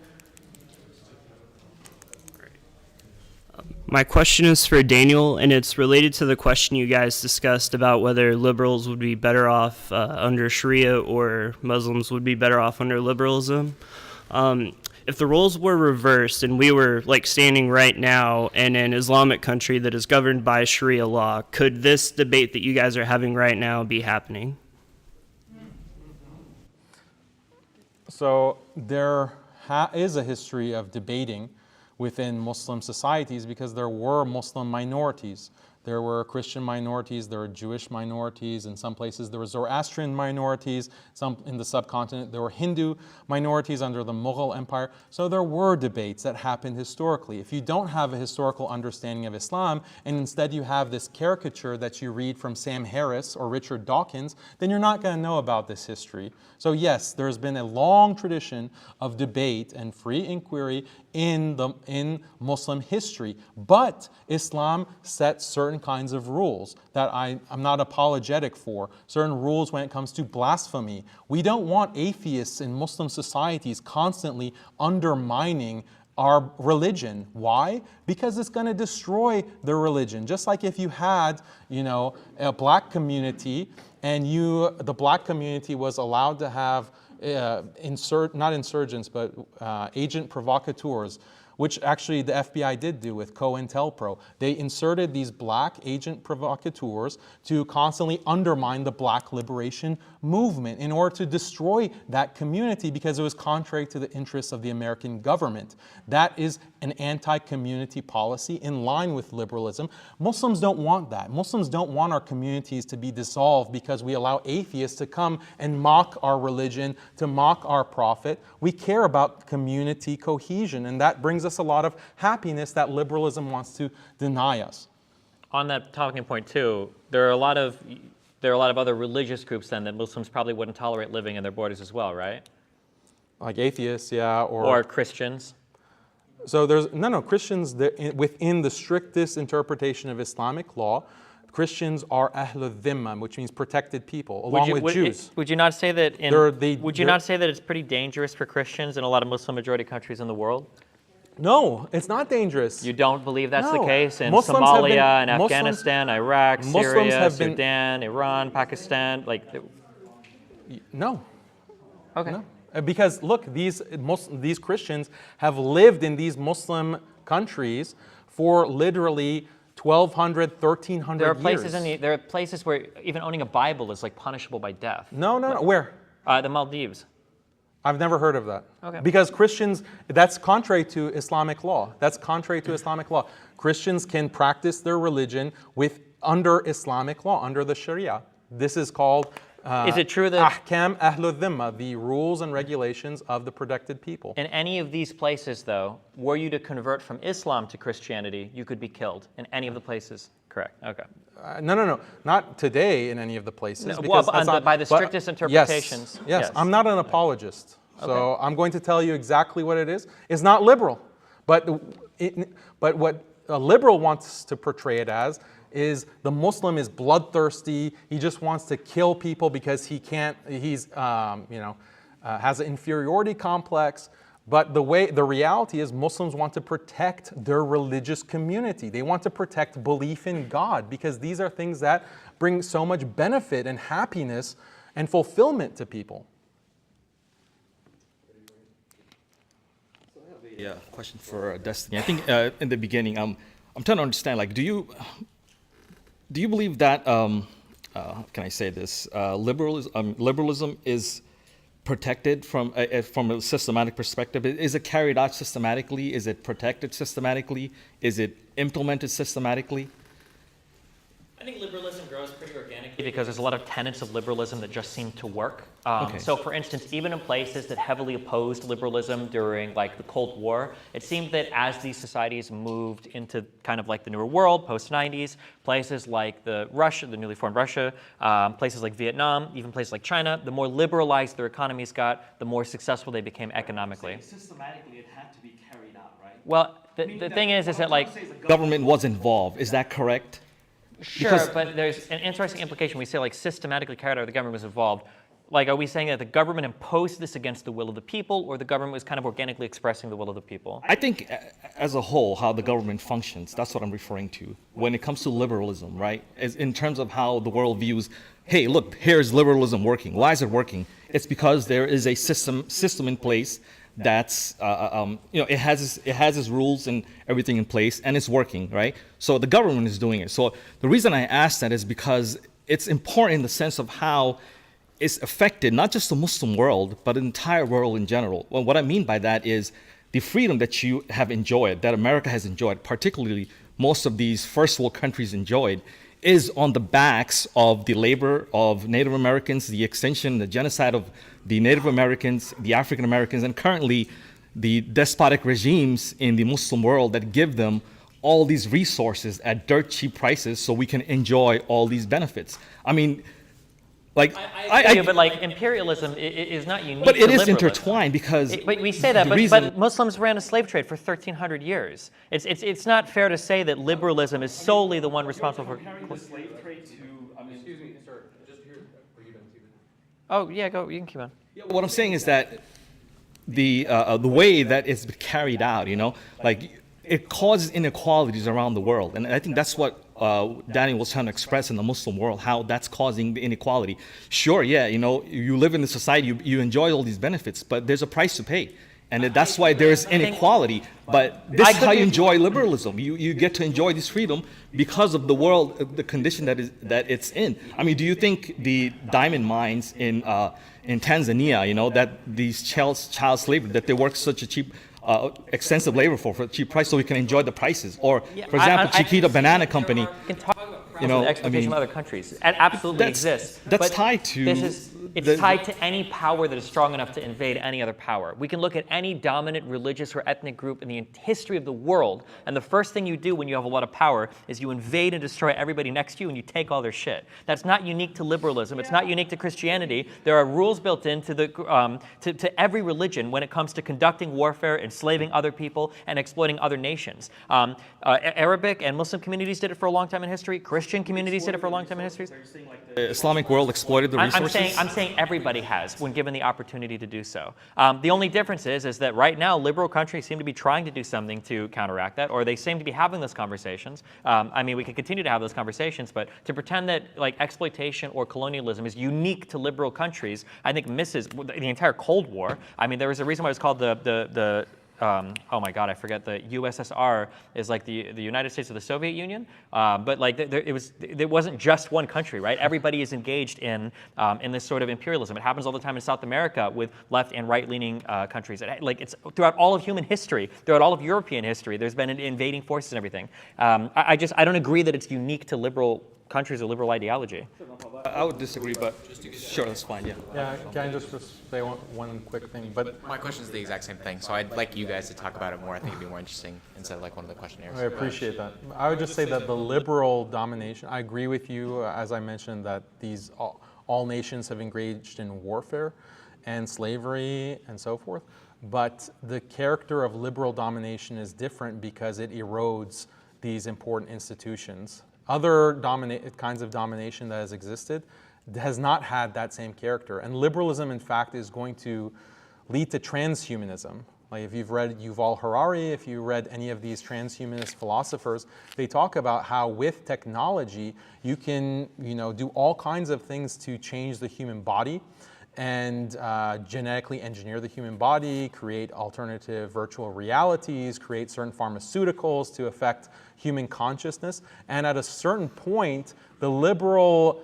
mentality is going to mandate these kinds of technologies. So why can't we have artificial wombs? Because this is inequality. If women have to get pregnant, it leads to a kind of dependence that's intolerable to liberal equality. Why don't we mandate certain kind of testosterone restriction for men?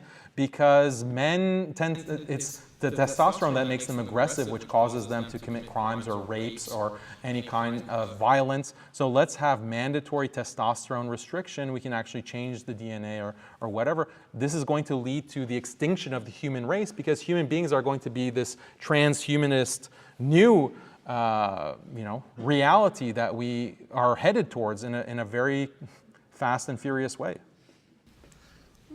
So we have a question coming in from our modern day debate sponsor of Mike Wellman. He asks for Daniel, women do not seek a divorce if they are happy with their marriage.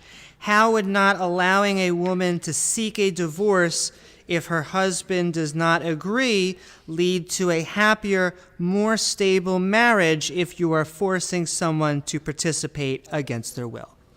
There are many reasons that women seek divorce. Sometimes it is justified, and Islamic law has avenues where they can seek a good situation for themselves. But there are also many situations where a woman does not have just cause to ask for a divorce, or there's no real reason. She just doesn't feel like being married one day. And there are so many examples that you can cite just from personal anecdotal experience. I mean, this kind of idea that women are, only do things on the basis of careful reason and their own best interests at heart, I think that might be a myth, but I don't know if you guys agree with me or not. But thank you very much for coming. I understand that it's difficult in a way for you as a Muslim to debate topics in the secular or Christian majority country. But one of the questions I have is that if you are free here in the United States, in a relatively liberal country, to try to convert me to your religion. But if I will go in one of the Muslim majority countries, let's say I'm going to Mecca, and we'll go together, can I try to convert you to Christianity in Mecca? Or the government there is going to prohibit me to do that? Because it seems that most of your answers to those kind of questions is you are going to be a Muslim and you are going to be happy to be a Muslim and you got to believe it. Isn't the government forcing you to believe something? That one is, to my opinion, it's one of the greatest achievement of Western civilization. I came from Romania, which is was a communist country, and in the past was dominated by Muslim. Nobody's looking on either of those two periods with forced beliefs as something that was happy. And nobody was really happy over there comparing to what is now in the United States. So is it the Muslim regimes forcing you to believe and to be happy that you believe what you believe? so there's this kind of myth that coercion doesn't exist in liberal societies, but this is completely false. It is your question, because you're portraying Islamic societies as coercing Islam, and liberal societies are coercing liberalism. You are required to live according to liberal laws. All laws are... I'm forced to tolerate you. I agree that they are very oppressive. They are very oppressive for me to tolerate you. Okay, so you're forced. That's not forced there. I'm sorry, that's not. You use the word force, so you're coerced to abide by. So I mean, this is the kind of myth. This is the kind of myth that liberals are operating under. That liberal society is just this bastion of you can do whatever you want whenever you want it. But that's not true. First of all, there are laws that restrict your behavior, and what are those laws based on? They're based on liberal sensibilities and a liberal worldview and a liberal understanding of human nature and human interests. Those kinds of beliefs. Those kinds of beliefs. Okay, I don't know what this means, but you have an imposition of liberal... To more favorably phrase this question, so like you would complain in this country that like it's a little bit oppressive to Islam that women are allowed to get divorced on a woman's whim. But he's saying it's kind of shady that in a Muslim majority country, if I try to convert somebody to Christianity, I will get executed. There seems to be a difference in oppression there, is what he's saying. Yeah, you're just using one little example. You can't raise your children the way that you want to raise them in these liberal countries. How is that not a huge deal? I mean, in the United States, you can't preach your religion. If you recite verses from your holy book, you are deported. Wait, hold on, wait, what do you mean? You can in teach... France, the imam... Okay, I can't speak for French, but in the United States where we are right now... In the United States, you can be designated as an extremist according to CVE programs if you have certain non-liberal beliefs and you go on a no-fly list. Okay, hold on, wait. You haven't experienced this liberal oppression. That's why it's so easy for you to say, I mean, you have experienced it, but not in the same way Muslims have experienced it. So it's so easy for you to hand-wave these kinds of things. When you say for reciting certain... Have your bank accounts been seized because you had illiberal views, because you believe certain hadith? Have your bank accounts been seized? Have you been under surveillance? Has the NSA been monitoring your leaders like they've been monitoring Muslim leaders, as the Snowden leaks showed? When you say that... Have you been rejected from a flight because you're on a no-fly list and you didn't know why? When you say certain illiberal beliefs, that is a very weaselly way of having a whole host of things that could mean. If somebody has said that nonviolent. I worship the Prophet Muhammad, God bless him, whatever, okay, and this guy gets put on a no-fly list, that's horrible. If somebody's saying that society is degraded to the point to where we need a holy war to kill all the infidels in the United States, and he's put on a no-fly list, I'm a little warmer to that idea. You have no clue what the CVE requirements are. Why are you just talking out of your rear? Because you haven't given me the actual any of those. beliefs that are listed under the FBI documents of what makes a Muslim radical are very clear. Do you live in this area? Yes, I live in Houston. Are you allowed to fly in planes? I am. A lot of my friends aren't. Well, a lot of my friends have secondary screening that they have to go through. A lot of my friends have had their bank or family members have had bank accounts seized, and they have absolutely no violent beliefs. Actually, some of them are liberals. They're like Muslim liberals, yet they're being targeted by this dragnet of U.S. countering violent extremism that was initiated by the Obama administration, but it's a relic of the war on terror. But I don't want to get.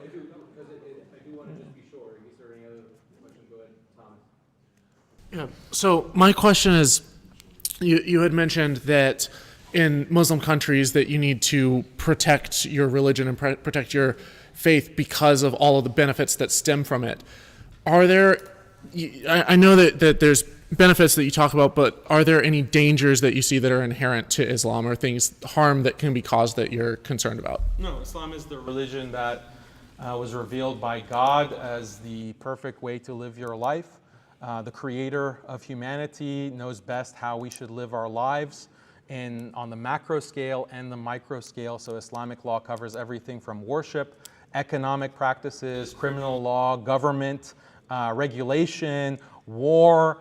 All of these things are covered by Islamic law. It's guidance from the creator of humanity who sent his final messenger, Muhammad, peace be upon him, to serve as a guide and a model. And that's why Muslims mirror his practice in their own lives, and they institute these kinds of practices and institutions in their societies.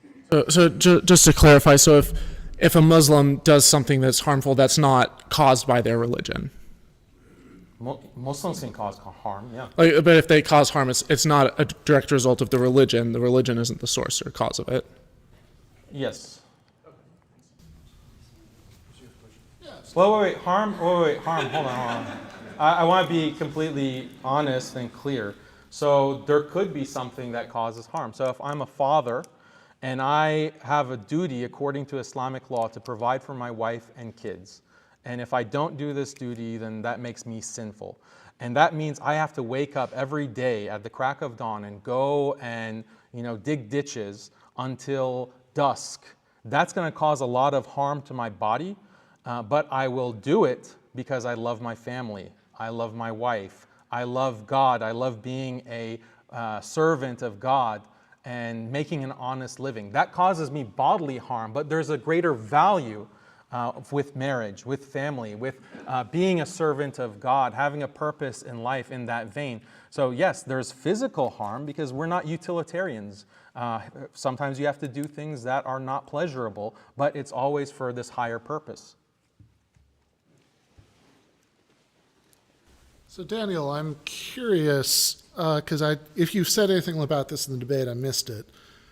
Is there a reason why you think people who are not Muslims should think that it's wrong to oppress Muslims? In other words, is it just that they should realize that Islam is true and that therefore they shouldn't do it because of that?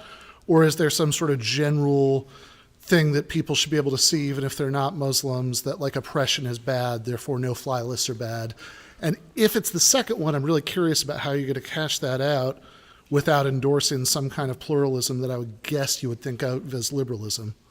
Islam does endorse pluralism. It's just a limited form of pluralism, and it's much more tolerant of diversity than Islam is more tolerant of diversity than liberalism. And tolerant of diversity than liberalism. Yes, because don't think about power. The way that liberals think about power is that a government puts restrictions that limits your individual liberty. That's one way to think about power. There's another way to think about power. It was probably best expressed by Michel Foucault, the French philosopher. He said that another way to demonstrate power, a government can reconstitute your psychology, reconstitute your subjectivity through conditioning, through programming, through education, so that you think and believe in a way that's most conformant and most beneficial to the interests of the power. This is another way that you can express power. And so what liberals in this audience, all of us are victims of this kind of reconstitution of our psychologies, where we have become this liberal psychology. And if you go back to the author that I keep mentioning, Joseph Heinrich at Harvard, he has this book, The Weirdest People in the World. He uses the word weird. What does weird mean? It's not his term. It's an acronym for Western, Educated, Industrialized, Rich, and Democratic. And what psychologists have realized is that the Western, educated, industrialized, rich, democratic psychology is very different than the psychologies of the majority of people around the world. And so weird people, liberal people, think in ways that actually most people find completely befuddling, including Muslims. So your question was, sorry. Okay. Let me really quickly rephrase the original question. Yeah. Do you think that there's, because you listed off all these very plausible examples of things that Western governments have done that are oppressive to Muslims. Some of them I even agree are bad. But do you think there's a reason that as a non-Muslim, I should think these are bad, other than that I should be a Muslim? No, but my whole argument wasn't like these things are bad because Islam says so. I tried to ground my entire argument in things that everyone here, or most people, should value: marriage, family, community, and belief in God. Fine, maybe some people don't believe in that. We could have all of that without Islam, right? I mean, we could just make everybody be a traditionalist Christian, and we could have all of those values. So this debate wasn't a debate between Islam versus the world. It was Islam versus liberalism, or these are the two contenders. We can talk about other systems. Sure, I'm just very curious if there's a reason why you think that it would be wrong to oppress Muslims, other than just that Islam is true. You mean, is it wrong to subject Muslims to this kind of liberal system?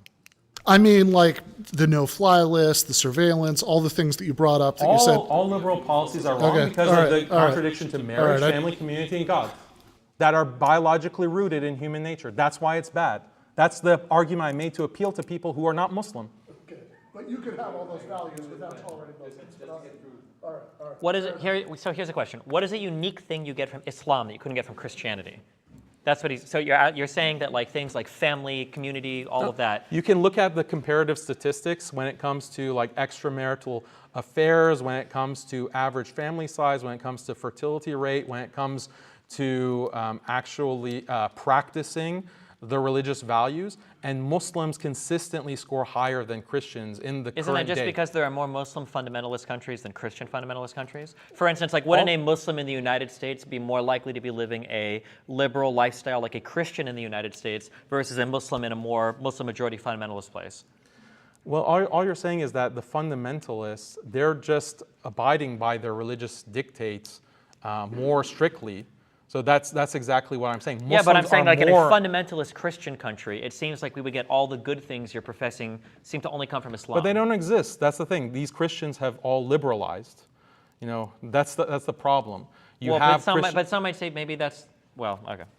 I mean, there are reasons why Christianity is more conducive to liberalization, and Jewish communities as well. They're more conducive to it for theological reasons that we can discuss. Islam is more compelling and coherent of a theology, for one. It's compelling because if you convert away from it, you're executed. No, that's only a problem for liberals. Christians have that law on the books too. That if you Christians have killed heretics too. No. Heretics are the versus definition of... like need to kill if somebody... as I've never heard in Catholicism that we're supposed to, I know you can excommunicate people, but I don't know about execute people. Yeah, you can. Byzantine Empire, heretics, a lot of heretics are executed. More questions. These are the last two questions we can go through. Go ahead. Hit us up. All right, this is for Destiny. So the title of the debate, does liberalism require domination of Islam? Was the title of the debate. From what I understood from what you said, you can clarify obviously, is that basically if there's things like LGBTQ are being persecuted in a Muslim country, or I don't know what else you mentioned, child marriages or something, you're basically like, well, okay, in that case, yeah. So to what extent when we have like, let's say Afghanistan, let's do a charitable reading and say the majority of people don't want LGBTQ there, right? Right now they're freezing, let's say 9.5 billion in assets, plunging the whole country into starvation. You know, we've seen this time and time again, economic sanctions, military intervention and whatnot. So, you know, to what extent are you willing to go to basically enforce, you know, dominate Islam with liberal values? I mean, it seems to be the case that religious institutions can exist within liberal societies and adapt their values accordingly. I mean, it's happened with Christian communities in the United States. It's happened with Muslim communities in the United States. If you're going to talk about like country to country, I think that question gets a little bit more complicated than just. What extent do you support military interventions?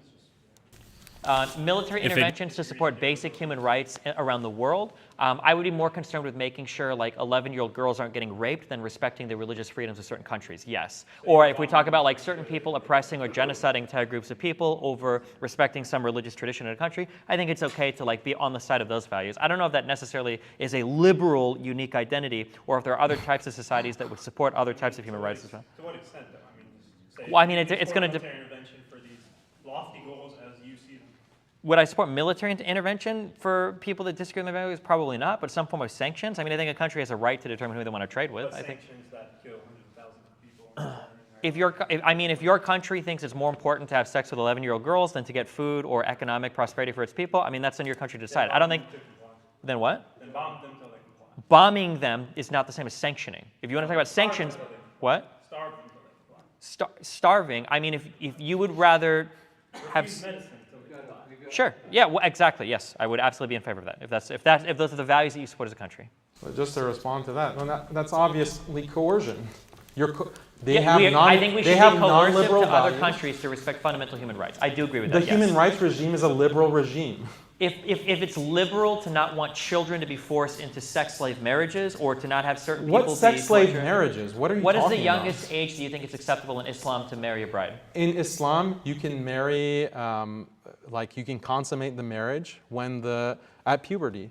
Okay, so I would be probably against that in a lot of countries.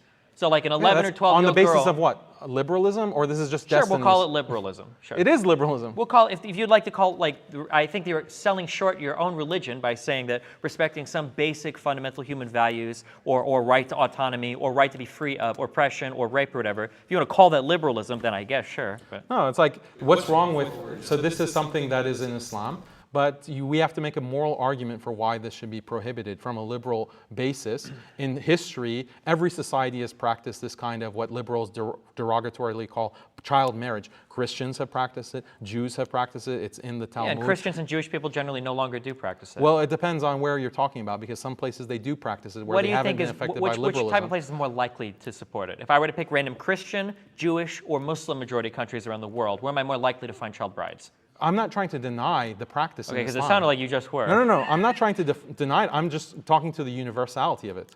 And you say universality, but practice appealing, of it the universality of a particular There's thing a reason does not make for it. Would you say that slavery should exist as it flourished under Muslim majority societies for so long? Do you think that we should bring that back as well? Slavery as a practice has a rational basis. It has a moral basis in its practice. I have videos on my channel on all of these, see, this is exactly what I was talking about in the introduction, that all that the liberal mind can think of is these examples and associating them with Islam. I have explained all of these things on my channel on YouTube. You can watch them. Yeah, so the problem, here's what you keep doing in these arguments. The problem is that I'm giving you we wanted to debate liberalism versus Islam. And then when I point out, well, don't you think that child slavery, sex marriages, or the slave trade around the world, don't you think these are bad? All you're saying is that, well, an example, there are other religious entities that did this. I'm not going to defend those either. No. I'm not going to defend historically when Jewish. Oh, sorry. Isn't this more entertaining? It's entertaining to be sure, but I do just one last question, and then we're gonna. No, I have to respond to what Destiny just said. Slavery is bad, just like killing people is bad, but sometimes it's required. Okay, go ahead. Ready for your question.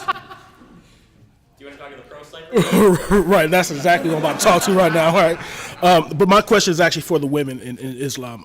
In the past decade, we've seen an insurgence of them just leaving Islam. Really? Where are the stats on that? You can Google.